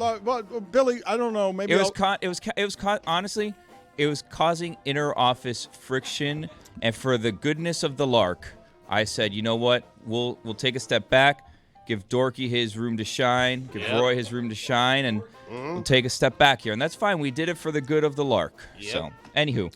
Back to the ice. No, but wait a minute. Wait. He took one for the team. No, well, but but for the lark. Good of the lark. Yeah. Yes, I got it. That's still the name, correct? I don't know. I don't know. I don't think it's ever been the name. Can that go, or I don't think the lark has ever been. We lose that in the divorce, or I like the lark better. Really? Yeah. Just the lark. Lose the meadow. I believe that story is still embargoed. Let's change it to the lark. Anywho, so back to the ice. The Florida Panthers are 1.5 goal favorites today in Toronto against the Maple Leafs, and I said that strikes me as odd. A road favorite by 1.5 goals. So I asked around the room, the experts here on the ice hockey. I said, what gives? And Chris said, because Panthers bounce back. That's what they do. And I said, you know what? Good enough for me. So I'm going to take the Panthers minus 1.5 on the road today against the Toronto Maple Leafs. Against the spread. Bounce back. And Excellent analysis. I by offered you. additional Chris. analysis. I'm like, well, the starting goalie is out for Toronto, and he's like, I got what I It need, helps. pal. Yeah, I was sold. I got what I need. I was sold on the Panthers bounce back. That's what they do. And then Mike gave me additional info. I said, great. I'm going to put that in my pocket for a rainy day. Bounce back. That's all I need. Against the spread. Cool. I don't mean to be crass about this, but if I say to you, and Sam Bennett was cleared and immediately cleared by Jonathan Zaslow proclaiming there would be no hearing and then breaking the news exclusively and journalistically that Sam Bennett would not only not be suspended, but he would not be heard. He would not be, are you heard? Put it on the poll at Le Batard Show when you're in a hearing, at Le Batard Show. Probably for the best, I mean. No, because if I ask you this question, Stugotz, it's crass, but your star player is or isn't suspended or put in controversy because he elbows the opposing goalie in the head during the playoffs. Toronto and Florida are both very good. Toronto is up 1-0 in Florida. If I just tell you, hey, fan base that is cruel. In exchange for your guy is dirty, everyone hates him, Sam Bennett is trending, he's dirty, it might be an optical illusion. Oh my God, Toronto's goalie is out, and how long will he be out now? We don't know. But we know it's this one game, and We know that everyone Joseph thinks Wall is going to be in there. People think some people think because of what might have been an optical illusion and a concussion earlier in the game that there was a brain injury from a dirty hit in Panthers Toronto that not only led to Florida getting back in the game, but now leads to Florida having an advantage today. Most fans would take that, correct? If you're the Panthers and you're like, I'll take my guy injuring the goalie so he can miss a game. So, like, this is what's so uncomfortable about this because nobody in Toronto could actually help, and Stolarz could help out here. Paul Maurice kind of referenced, like, hey, this was our guy. He was our backup last year. Him and Sam Bennett are friends. They can't tell the truth, which is he didn't get concussed on that play. Because if they tell the truth, then the NHL, the Maple Leafs have to admit, the officials have to admit that they let a concussed dude play for like 15 real-time minutes. So what happens is this whole game of ambiguity. What would be bullshit is if Toronto tries to take a shot at Bob or take a shot at Sam Bennett because of revenge or the optics of revenge. Don't do bullshit. No. It's not. It's flatly not what happened. It was the shot to the face. He did not get concussed on that. Check Chris Nowinski's timeline. Does Toronto agree with that? Not the fans. And you know why the fans aren't? Because they're falling for this narrative that is perpetuated by the media because the teams cannot tell the truth. Mike. Because it makes the officials, the Maple Leafs, and the NHL look terrible. So they're going to let this narrative go. You're going to have goons in the crowd chanting for revenge when there's nothing to avenge. It was an innocuous hit that didn't cause a concussion. It was a slap shot that he took off the face, that his helmet, it knocked his helmet off. He looked dazed. He was shaking his head. He showed a bunch of symptoms, and this isn't according to me. This is according to experts. Do you think the Leafs see it that way, though? The players, the guys playing. I hope in that locker room is like, yeah, it was the puck off the face. But why would you do that? Wouldn't I want my guys fired up? Be like, hey, they concussed our boy. I think What so. they took him out. I think it's fairly obvious, and I would be paying attention to what's not being said. What was that character? Who's that? That's a hockey coach. A southern hockey coach? They concussed our boy. I like this. We're not going to take this line down. They're more Canadian, I'd say. No, wait a minute. That's Baby Billy. No, there was some Baby Billy in there. I would be paying attention to what's not being said because this is a delicate dance. Because the coaches left this guy out there. They're not doing what John Cooper did or what Brendan Hagel did, which is up the ante after that hit. Like, you can't go for someone's head. They're not saying those things. They're not saying, like, we're going to come after Sam Bennett, which is something that you often hear after something like this happens. You know why you're not hearing it? Because they know. Okay. They know it was the shot. That's right. Okay, you're every bit as sure of this as I am that there have been no black knuckleballers. I got it. But I would be the first to admit that I'm wrong. Okay. If they try to take retribution. Except in the Negro Leagues. They've been there. I don't think our audience knows who the Negros are. Roy, me, Juju. I forgot Carl earlier. You also said sometimes Dominique. Sometimes Dominique. Hawk. He's not always here. Yeah. Hawk, definitely. But not I know there are two Hawks that are canon. Right, Hawk. Can I ask a question? they need to make a Teen Just show, right? Or like a 30-minute episode. Yes. Like they were doing they built all those sets just for the show for like 3-minute segments. They have to have made something with all of that, right? It's the only criticism I had. Well, no, I had a couple of criticisms about how it all ended, but one of them was they have Baby Billy just quit the show in the middle. And I'm like, no. Like Billy said, I want to see that finished product, kind of like that season of Curb Your Enthusiasm where they did the Seinfeld finale over. Mm-hmm. And then we actually got to see kind of bits and pieces of it in a storyline way. I wanted that. A Teen Just episode would have been incredible. Oh, my God. Is Baby Billy as Teen Just? The question I'm asking Mike Ryan about Toronto and how these things could or would or should escalate. Baby Billy just exhorted the Toronto crowd, the Canadians. Canadians and Americans aren't in a friendly place right now, and already all of Canada is mad that our little team down here in Florida is the one winning the championships over McDavid and everyone else. Given the present hostilities in the world and given the hostilities that are generally pretty sophomoric and dumb in hockey, filed under code as a strategic move. If Toronto's crowd is filled with hostility, these are the champions and they're allegedly dirty, and you want to incite that crowd that you felt that championship team, after they gave you a dirty hit, score 3 goals, bang, bang, bang, and get momentum off of a cheap, or what could have been a cheap shot. If you wanted to escalate the thing with misinformation just to throw a bonfire on crazy hockey playoffs, why wouldn't you incite the crowd and incite dumb hockey people into get the energy up here crazy? We're fighting right off the top of the game. They took out a boy. The crowd's going to be plenty rowdy. And look, there will be nasty interactions and retribution will be taken, and it might have nothing to do with Stellaris because that's just playoff hockey. He'll get booed every time he touches the For puck. heaven's sakes, Ty Domi's kid's out there. There's going to be. Is Ty Domi's kid the same way? Yeah, he's the same way. The apple doesn't fall far from the tree. Sam Bennett did kick his ass pretty bad one time. It was an ass kicking. Thank you, Stugotz. I mean, a Domi is a dummy. Put it on the poll at Le Batard Show. Is a Domi a Domi? I asked the question poorly. You win again.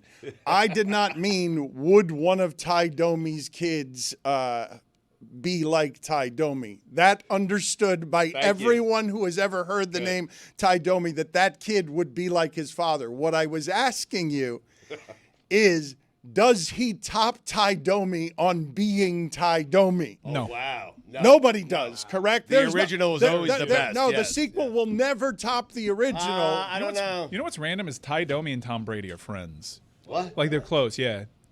Yeah, when I went to an Inter Miami match and Ty Domi was there with Tom Brady, and it was like I was also like feet away from. I don't get goosies a lot, and I've seen a lot of people in sports. I don't get impressive. There was 5 feet in front of me, David Beckham and Tom Brady embraced. Wow. And I was like, whoa. Well, hold on for a second. And you're like, whoa, is that Ty Domi? I was like, that's Ty Domi. What's he doing that's there? Ty Domi. Wait, do we have them? We have them as friends going to the game together, or maybe Ty Domi got his ticket on Game Time app and it was like, oh, I just happened to be sitting right next to Tom Brady. No, this was around the COVID time, which was like the best time to be an Inter Miami season ticket holder.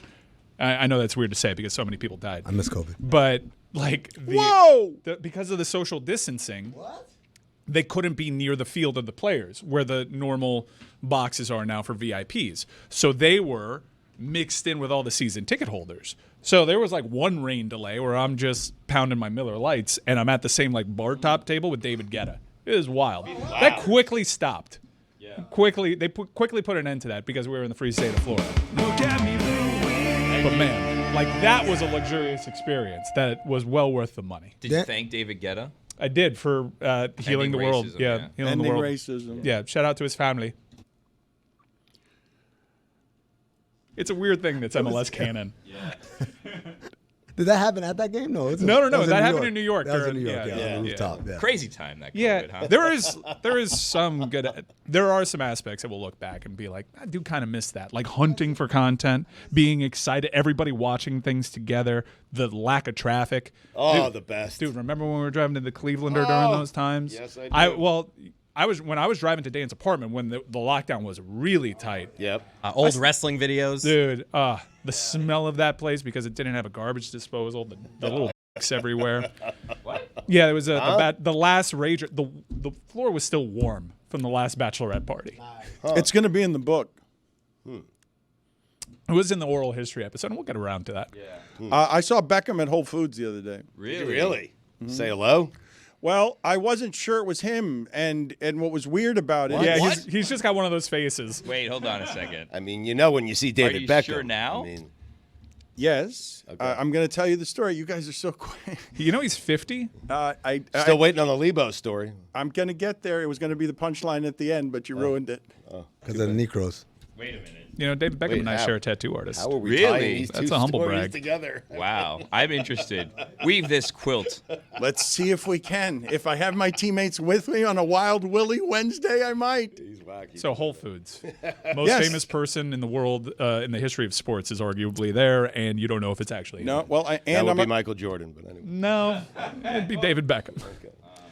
put it on the Ronaldo, poll. probably. Who's more famous, David Beckham or Michael Jordan? At Le Batard Show. Funny.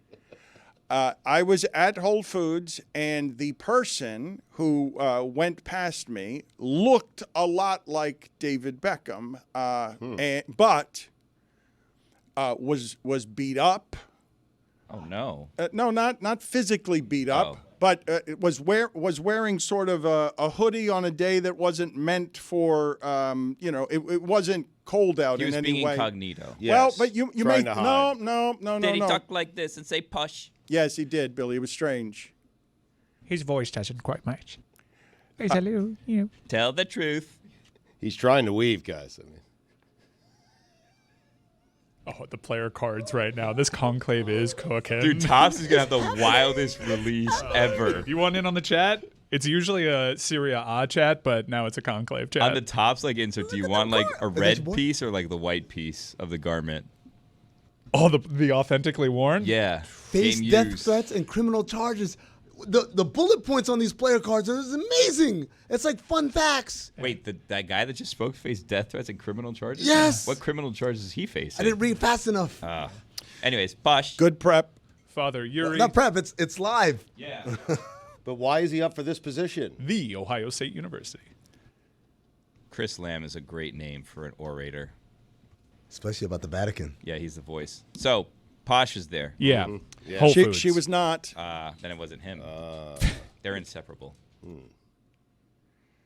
I'm there, and I'm unsure, and I'm sorry for not having quite the certainty that you guys did when you weren't there at how it would feel to be there and see the David Beckham I saw. I don't know what he did the night before. I'm not here to judge whatever he did the night before, but it was unshaven and it was haggard. And if it was David Beckham and I'm expecting radiant sex symbol, it may have indeed been radiant sex symbol and old silver fox, but he looked pretty beat up from the night. I don't even know from what. And I'm like, well, that can't be international sex symbol David Beckham.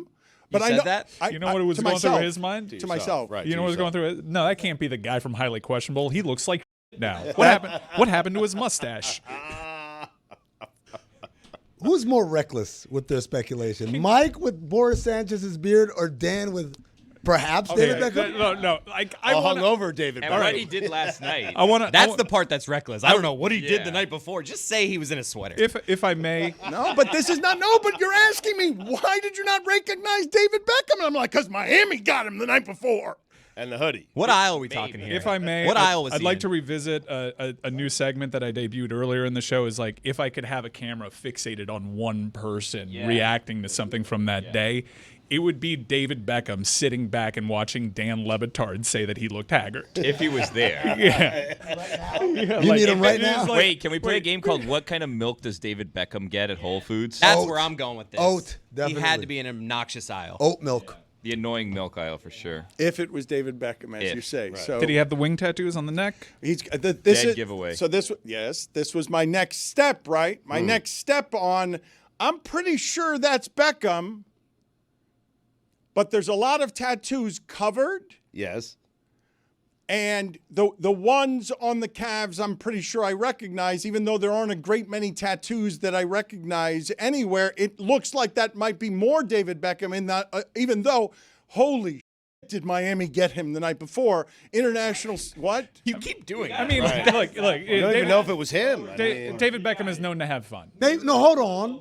You know, Hold on. He once met the prince. But what I'm Like, saying, wearing a hold on. do-rag. So imagine my surprise, right? When a man that That's Idomi. imagine what I'm surprised. My surprise when a man that I know to have the stamina of David Beckham enjoys life to be in a supermarket on a Sunday morning and be confused because one of the great legend partiers of my lifetime, international sex symbol, famous for a long time, seemed like he took a loss the night before. Tried to have fun with Miami, and Miami ransacked him and threw him in the produce section. Can I present an alternate theory? Maybe his dog was sick and he was up all night because his dog ate all the chocolate that we left out for some reason when we went to dinner. And when he came home, he found the chocolate all eaten, and then he was up all night at the vet and crying because Could've I been can't that. lose another Maybe dog like should've that. been, yeah. Sitting at a traffic light, and then a cop recognized him and said, Crying. "Are you Dan Le Batard?" And also, you shouldn't be on a bicycle. Maybe that happened to him. Drinking. Yeah, I googled. I did a Google AI. What kind of milk does David Beckham drink? And according to Google AI, David Beckham primarily drinks oat milk, particularly in his daily lattes. He also enjoys protein shakes with coconut water and a little creatine. Additionally, he drinks matcha with oat milk. Not the night before he didn't. Oh. It might have been a dog thing. So I don't know. It is reckless. I'm not totally sure. But so this is the part, and this is where you guys are unfair to me, right? I walked past an employee and I'm like, that's David Beckham. And his response was, no, that isn't. That guy comes in here all the time and everyone thinks it's David Beckham. He pays that guy to say that, I think. The Beckhams have 5 dogs. It's a lot of chocolate. 4. So now I'm leaving the Whole Foods and I was pretty sure it was David Beckham, but an employee denied it and gave me a story that was like, well, maybe it wasn't that he got ransacked by the night before. It's just a guy that looks like David Beckham and doesn't look as good as David Beckham. That person's good at their job. Yeah. It's a good employee. Actually, I mean, the answer's been under our nose the entire time. If anybody can mistake David Beckham, it's Dan. Yeah. Why? How's this tie into Lebo? I'm getting there. Please give me a chance at the tapestry, Stugotz. I've got it at the end. It goes from the Negroes to the dick joke. Hold on a second. Just wait for it. It's coming. I promise you. Willie Cauley-Stein. Good killer. Where has that one been? In Dan's defense at F1, I thought I saw Stassi Schroeder from Vanderpump Rules, and then I was like, it couldn't have been her. And then I checked on Instagram, and it was her. So it's possible. Khaled may have been at F1 or No, may, he was definitely there. may not. Well, I was going to say. That was Khaled. You may have seen him or someone else. He also dyes his hair like crazy. Well, this is what I was going to say if you had given me the chance before interrupting me. I didn't know if it was Khaled because he had hair. Well, he had gray hair, or no? I mean, Khaled had hair, famously. Whatever but he's doing fake upstairs. I mean, there's a lot. Is obvious to all, even me, and I never noticed these things. Unlike international insider Mike Ryan Ruiz. Khaled's one of the goats of the game. Put it on the poll. Is DJ Khaled's hair situation one of the goats of the game? I want to get back to just for a second. Mike Ryan being surprised that Tom Brady was hanging out with Ty Domi. I don't understand his level of surprise, given that why wouldn't Tom Brady respect a man who, in hockey, one of the toughest of the sports, dirty player, awful player, but respected by all as this human being is tough and is willing to be controversial for being tough. And when I ask many years later, Stugotz, is Ty Domi's kid as tough as Stugotz? Stugotz knows better than to say any of Ty Domi's kids would be as tough as Stugotz. As Ty Domi. Yes. But it is like they could be friends, but they're really close. Go ahead and Google Tom Brady and Ty Domi. Why wouldn't like, Tom Brady really admire the toughest guy in hockey who's a little bit dirty? But you agree, if you ask Tom Brady, like, hey, list me your 10 or 15 closest friends, you would never guess Ty Domi. Like, it's his random Cephalosha. Like, it makes no sense. The game's greatest quarterback, one of the most celebrated, handsome men in the world, he towers over Ty Domi. What do they have in common? I don't understand this. Like, Did he ever play in Boston? Beckham and Brady being friends, that makes tons of sense. Yes, they're of course. constantly. Is Ty Domi getting invited to all these galas? Has Ty Domi ever received an invitation to the Met? No way. No, I would have just assumed that Tom Brady's friend group is either former Patriots, Bucks, former Michigan guys, or athletes that also get invites to the Met. Or the President of the United States. Yes. Yeah. He will refuse to admit that he's wrong. So I'm leaving the Whole Foods. And another employee that I talk there all the time and is a sports fan, and we always have sports conversations about things. I'm looking over my shoulder, and I'm now doubting what I think I saw with my own eyes because an employee had absolutely dissuaded me of this, and it didn't seem like anyone else in the store was reacting around him. But South Florida can be pretty interesting that way in terms of tourism and international things where famous people can go to a Whole Foods and not get noticed because, over there, that's just all Ecuadorian people, and or whatever. They don't know who the Ecuadorians would recognize. No, whatever doesn't know what David Beckham is or LeBron James or whoever it is would walk into a Whole Food, whatever the nationality would be. We could play that game if you guys want to play that game. I'd have more faith in the Ecuadorians recognizing. Yes, David you're Beckham. right. It was a bad example by me. The man in the yellow hat from Curious George, Hat Hall of Fame. What about Tom Landry? Did we ever put him in? Yes. Yeah, you have to. But we didn't. I've never been more certain than anything in my entire life that this was not David Beckham. Okay, so I'm that's very confused. It may have been an Ecuadorian. So excellent work, Mike, because this will bring us somewhat full circle before I get to the end of the story with my brother and Adam Silver, because you are going to have to admit you're wrong again. Ah, damn it! I was as soon as I said it, I'm like, damn it, he knows it's David Beckham. Yeah. And I love being able to trap you, even though you're always right. But you're on a new path here. You're growing as a human being. You're willing to admit you're wrong as a political platform in America when no one's willing to admit they're wrong. I correct you. I've been on this admitting I'm wrong bandwagon for like 2 years, and you're just getting wise to it. I thought you said 2 weeks. No. It's been a thing. I gladly admit that I'm wrong. The 2017 Miami Hurricane season scarred me for life. And this employee, as I'm leaving, I say to him, I'm pretty sure that was David Beckham. And he's like, I don't think it was. And I'm like, your guy said that wasn't David Beckham, but that looked like David Beckham. Why aren't? Can you go find out if that was David Beckham? You said that to the employee? Wow. Yeah. Wow. Well, because of this. Because if I tell you guys the story, I have to have the punchline. It's all content. That is a crazy thing to ask. That is somebody. wild. But is also, crazy. I'm thinking about the employee who listened to you, who's like, the employee that insisted that it's not David Beckham. No, wait a minute. it's a different one? No, wait a minute. No, you got it wrong. No. This is Steve Wolf's daughter. Well, then hand up. I'm sorry, I got it wrong.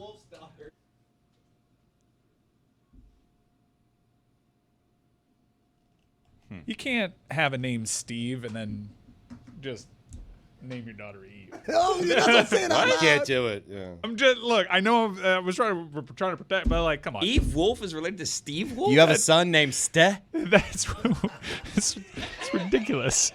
Cleve Wolf. It's Come here, Ste. Where's Eve? weird. I mean, I guess it's kind of funny.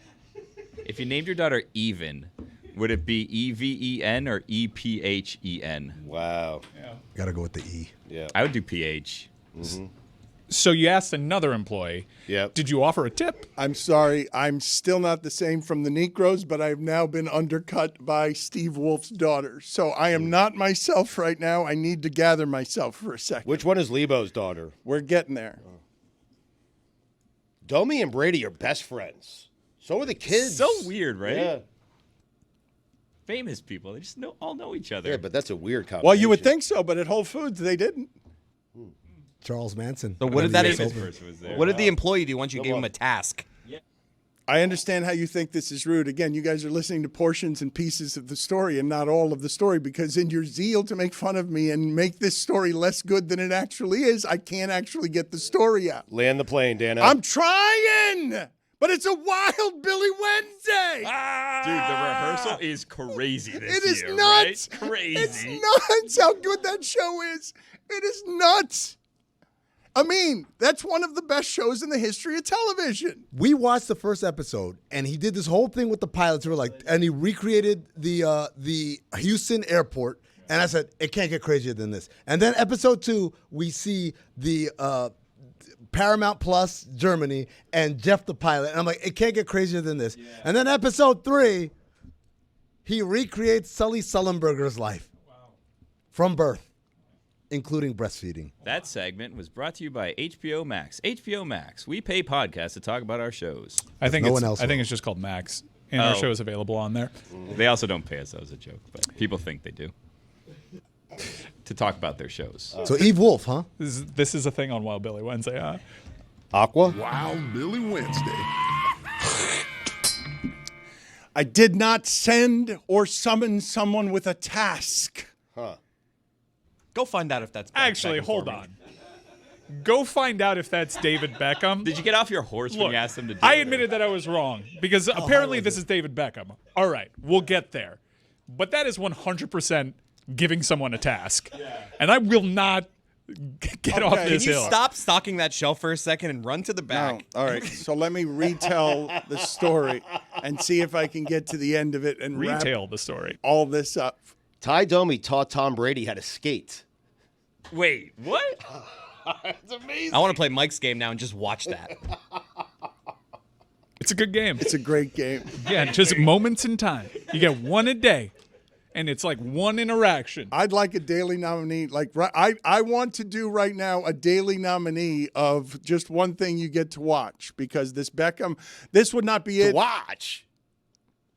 You would be disappointed in this one. You would not pick this one, or if you did pick the interaction between me and Beckham, it wouldn't have gone well. But I misrepresented it the way that I framed it in saying I sent him with a task. A sports fan I see at Whole Foods almost all the time who happens to work there, who I have near daily conversations with about sports. As I'm leaving Whole Foods and I'm doubting whether or not what I just saw was real, and I'm thinking, can I bring anything in here on Monday that you fish will feed on?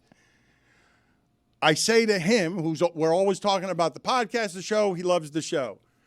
I think that was Beckham. Was that Beckham? And so he's like, I'll go find out. Like, I'll go figure this out because I'm looking, and I'm not saying, go do that for me. Okay, well, then I admit I was wrong. No, that's and fine. And you're going to be wrong on both fronts. But he then confirmed that it was indeed David Beckham, because by the time he got there, people were already taking pictures and doing stuff with David Beckham. But I was in the front of Whole Foods. And, of course, there's international sex symbol Gary Furman to confirm the report that I was very wrong and he didn't have a haggard night, or maybe he gaggle did. of Ecuadorians. I don't know. Like you've seen in L.A., there's like fake, Power Rangers outside. That's not the real Power Rangers. It could be just an impersonator taking pictures. Usually a Latino. That's not what happened. Confirmed. Please, kids. Ooh. Did you talk to him? Did you go up and say hi? I did not. No, I was close enough to smell him, though. Oh, and? Smelled like last night. Oh, wow. This again? You brought it up. Ty Domi was a place kicker. So the quilt. Like Sirhan. USC.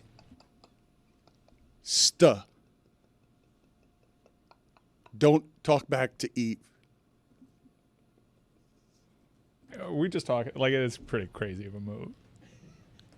I mean, Dion's son is Shador is famous, but I think he's got several kids named Dion, and I think his daughter's named Deandra.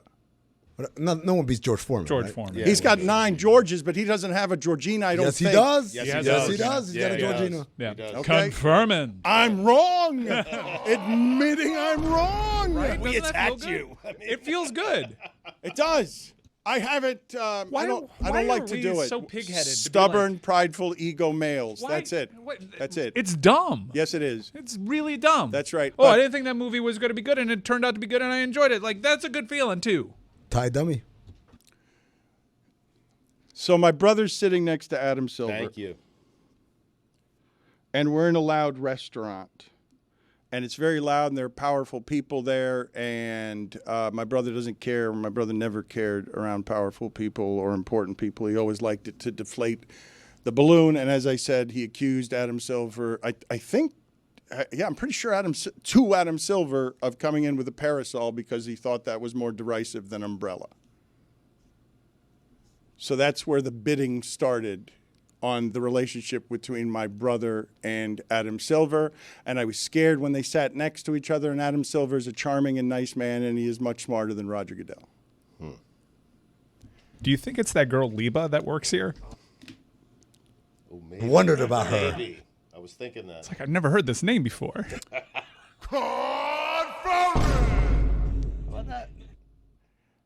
And I'm getting uncomfortable because my brother, again, it's very loud and it's becoming like sort of animated in that my brother's like, there's some histrionics involved and he's not mad at Adam Silver, but I can't tell if he's joking or not, or like, but he's elevated. My brother is elevated. And when I finally hear what it is that my brother said, like, and I'm not even sure I heard it. I had to do with David Beckham and sort of confirm it because of how loud it was. It was indeed that my brother said, What? A dude can't tell a couple of jokes? Hello, Juju. How are you doing? Pretty good, man. Pretty good. After a wonderful show today, man. Like, today's show felt like the show that I first fell in love with watching back in the days. You feel me? Like, magnificent job, y'all. Thank you. The old crew was here, and I thought it was going to be a bad show because Mike and Amin were going to go too serious on basketball, and it was going to become about Mike's obnoxiousness. But Juju, on alley-oop, you have to be, as someone who celebrates life and celebrates things and likes to celebrate sports and basketball, you have to love that basketball right now is rising to the moment after a year of people saying, how do you fix basketball? Hell yeah, man. For the first time in NBA history, all 4 road teams won game 1 of the conference semifinals. You feel me? Like, making for just epic television. And the way they win in these games is cinema, absolute cinema. All the series have started. It's never been so early. I mean, it's crazy. Yeah. Right. Also, shout out to Mike for bringing up Thabo Cephalosha today. Oh, the great. first person in NBA history to wear Air Max 90s in his NBA career. Crazy, man. Dan, we had such a great show today. We didn't even mention that Steph Curry's hurt and may miss the rest of the series. Oh, wow. Right. How do you feel, Amin and Juju, about Minnesota takes 1,000,000 threes and misses 1,000,000 threes, and Anthony Edwards, while a lot of fun, is to me slightly less fun when he's taking 40 threes a game, when I used to kind of love how often he was slashing to the basket? Right. It's less cute whenever I think somebody tagged him in. He's the legend slayer. And then he comes out with this dud of a game. That's not as cute as saying Lakers in 5 over and over. He going to have to show up, man, like, because the Warriors are for real. They not playing around. They doing all the things, especially if they're going to get that game from Buddy Hield and the crew. Draymond Green hitting 4 out of something threes. Like, I think that the Timberwolves might have to look themselves in the mirror and realize this ain't them Lakers you're playing against. This is an actual squad. To be fair, he came out in the second half and played a lot better, and he did the thing, Juju, that we wanted Jason Tatum to do, which was he said, the shot's not hitting, I got to get to the rim. And he went to the rim again and again and again, and he got fouled. He got three-point opportunities, and then he took some threes and he made a couple. But I thought he got himself going in the second half by being more aggressive going to the rim. Juju, help me with this visual, please, when you create it in your head. When the Timberwolves are holding up that mirror that they are looking into to show some accountability, who is the person you're imagining is doing that, or is it the whole group of the Timberwolves, or is it, like, who's doing that? I imagine Maleficent. She's holding the mirror, and Naz Reid is looking at the mirror, questioning himself over and over again. And what is he saying, though? Like, what when he looks himself in the mirror? Because you're telling him, hey, Naz Reid. Like, Naz Reid is a bad man. I like Naz Reid. I don't think Naz Reid lacks anything, but Golden State's got an assortment of championship things at the end of a championship run and at the end of championship pride, and they've got Jimmy Butler with them. And, hey, Anthony Edwards, this is what it takes to get face of the league as LeBron and Steph try to fix the end here, and they got to go up against that ogre in Denver at some point. Right. Who the numbers on him, possibly the numbers on him, his plus minus Stugotz, they take him off the court for 2 minutes and they're an okay team plus minus, and they leave him on the court for 46 minutes and they're the best team in the history of the league. And so what ends up happening, offensively and defensively, just if they can get Jokic not to ever rest, They're clearly the best team in the league and will never lose again. Right. I think that in fairness, I want to play that game as well. Watching someone, I would like to watch Michael Malone watch Denver Nuggets playoff games. Cinema. That is a good one. We didn't talk about Golden State, though. It's really cool, right? When a champion sort of tries to remind you the last 10 that they're the champs. The last 10 years of, hey, if you want to take the league from us, it's the last parts of our career here. We'll bring Steph some days. We'll bring Jimmy others. We've just got to get to 16 of these. Everyone's afraid of us. This is actually a pretty interesting development for playoff Jimmy. I know it's probably not what he wanted. In fact, Steph being out? It's the exact opposite. Yes. But if it's not enough help for him, he might sit out. You got one last gig in you. Hey yo, but yeah, he said that in the post game show, in the post game press conference, they asked him. They was like, "What was it like? How did you feel about today's game?" And his response was that Steph Curry is very important. It's way harder to do this without Steph Curry. Hopefully, he's back. That was his only response. So yeah, get well soon, Steph. He didn't play great offensively. Jimmy didn't, right? He had 20 points, right? But it was like no, he wasn't great. I'm agreeing with you. It was a struggle to get to 20 for him. Yes. He had a couple of timely made shots. He got to the free throw line a bunch, which he always does. But Juju, correct me if I'm wrong. There were a bunch of times where he'd drive and he was like, "Never mind." He'd throw it back out, and he didn't look like he wanted to be doing this. Right. A lot of Jason Tatum style passes where like shoot the layup, bro. Brandon Podziemski, he does not need this jumper to be the shot that you go into right now. So yeah, I don't know. Maybe he need to regroup as well, as long as besides Mike Conley Jr. and the other folks. I want to give a shout out to someone on the Warriors who every time I see him play, every time they turn to him, he always shows up. He's always a positive in the plus minus. He's always doing the right things. And for whatever reason, Steve Kerr has to wait till an absolute emergency before he turns to him. It's Kevon Looney. Oh, my God. Draymond has 5 fouls. Steve Kerr tried to keep playing him with 5. And then at some point, someone convinced him, like, put Looney in the game. And Looney got in there, and that's when all the shenanigans stopped for Minnesota. That guy's a grown-ass man there. I like to give a shout out to somebody else on the team, Spencer. Pat Spencer. You put him, right? Pat Spencer, you put him in the game, and positive things happen. Stugotz, that should be your favorite player on the Warriors. You know this guy was Secret Sauce. Player of the Year. Spencer? Yeah. Yeah. Player of the Year in lacrosse. Oh, really? He's a lacrosse player. That's my guy. He perked up. Are we all giving shout-outs to someone on the Warriors? Yeah, I'd like to shout out Draymond Green. He was great last night. How about that? Now, Billy, was that the right amount of Draymond Green? Yesterday was a good amount of Draymond Green. Juju, before we were talking about how you need to have the perfect amount. Not too much Draymond, but you need enough Draymond, especially during the regular season to keep things interesting. Yeah, absolutely. He was the one being peacemaker last night in situations. That was just enough Draymond last night. Get well soon, too, Billy. Dang, unfortunate accident. We're not going to talk too much about it. Thank you, Juju. Third time in show history that someone's done a show with a neck brace. Huh. We lead the league. Stats at home, yeah. Well, 2 of them were Bobby Petrino costumes, but this is the first legitimate one. Yep. Good point. Smoke's I would coming out also soon, like to by the way. throw into the fire and raise my hand in accountability. I did not know George Springer was black either. Dude, I thought he was. Thank you, especially. This was bad luck for me, I guess. But no, please, let's play this game now. This Bill Simmons played this game a long time ago. The Reggie Cleveland All Stars. But that's based on name. It's not just. I mean, I saw this guy play. Right. He was playing before in baseball. Yes, big games. Yes. It didn't occur to me. Mm-hmm. Dude, I met him face to face, and I was like, "You're black." Well, maybe that would have been different if I met him face to face. I didn't have the pleasure. I would have been like, is he? What? Whoa, I didn't know that. You guys are doing different things, though, because Amin knows the name George Springer doesn't sound black, and what Mike Ryan is doing is feeling like he's got optics to help him and still doesn't realize it. Yeah, I guess maybe I was on my phone when he was that bad. I mean, he hit Springer dingers. That was his whole thing. Yeah. Mike, it's a little bit of a Fred VanVleet situation with the name. A little bit. Fred VanVleet, you wouldn't think. Yeah, you wouldn't Maybe, think. I mean, when you met him in person, did he have a baseball cap on? He did not. See, That that's was it. off. There it is. I don't think there it's a is. Van Vliet. I think it's a Jason Kidd. Jason Kidd is no. Fred VanVleet sounds weird.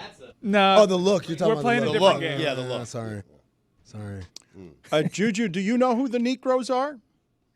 Yeah, me, Amin, Roy, and sometimes Dominique and Hawk all the time. And Carl. Carl's outside. Oh yeah, and Carl. Just forgive. Is there any reason that Meadowlark advisor Jamel Hill is not in the group? No.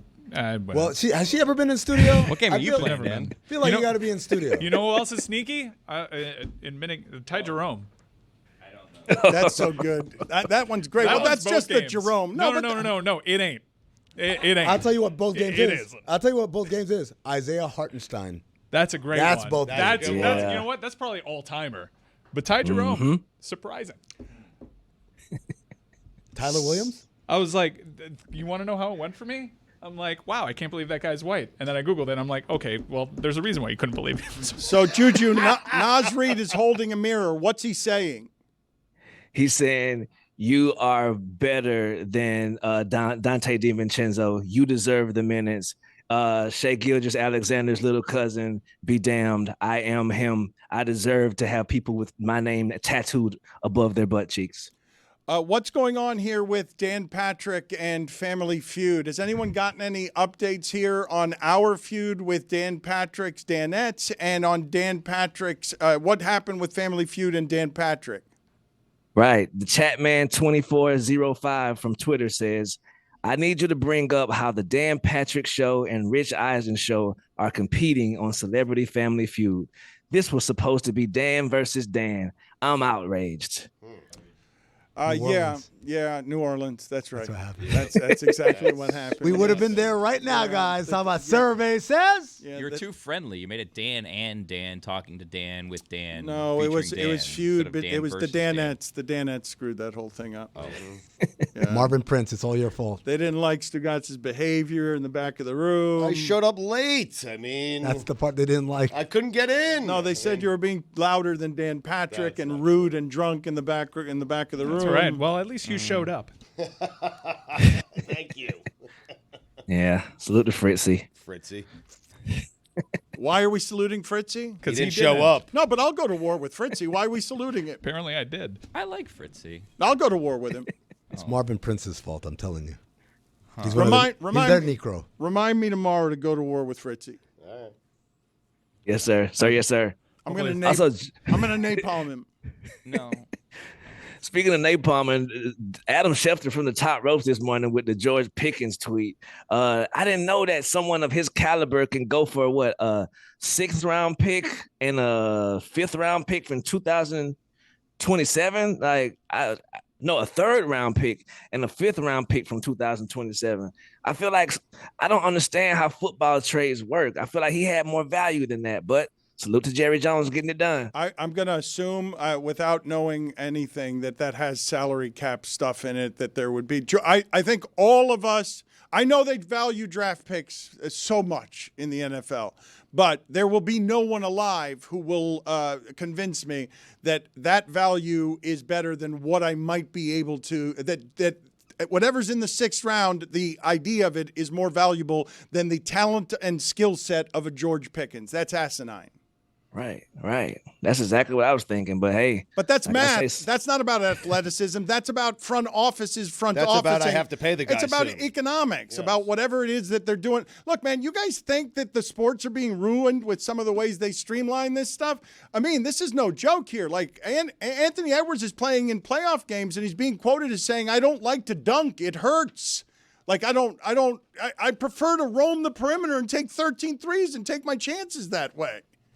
You ever dunked, Dan? It does hurt. That shit does hurt. Your forearm is all welted afterwards. I don't understand how LeBron James's hands and wrists must feel doing that much dunking.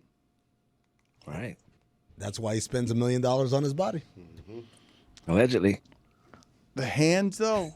Like that. Do you imagine? No, does anyone talk about what the hands and feet of these people look like doing this for 20 years? No, they talk about them playing basketball. No one cares about their hands or their feet. They make hundreds of millions of dollars. I have a bone to pick with God at the moment, if we can. Huh. Here we are. God. Dangerous. It's Conclave Day. We're watching the smoke. What's with the clouds? Wow, Billy Wynn. It's impossible to tell if they've elected a pope or not because it's a cloudy day from the angle we have. Billy Come Joe on. Tolliver. Oh, wow. Polls, please. Can we get to some polls? Update them. That is a really Billy good Joel one. Tolliver was he out? You guys are cheating with 3 words. I have to go to Kane's Insight. Okay, see you, Mike. I gotta eat. Do you miss the Tyrone Hill 16-foot jumper? Oh, this is big. 62% of the audience says yes, they do. Of course.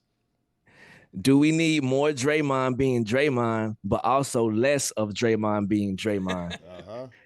92% of the audience says yes. Is making passionate love and calling someone daddy 2 different things? 84% of the audience says it absolutely is. That was weird, right? It was Yes. weird. Like, look, Samson's got some creepy undercurrents, but to be a germaphobe, like, listen, we had that germaphobe off with Samson and Juju, and Juju won and should have won, and he won, I felt like, on how eager David Sampson was to join an orgy.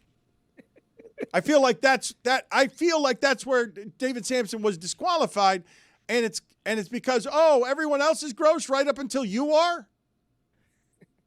Yeah, David Sampson is a freak bull. But Stugotz had a great question, and the chat lit up when he asked David Sampson, was he doing certain things with Paul Pierce? Yeah. Salute to you for that question. Yeah. The chat needed to know that. It was fucking. The truth.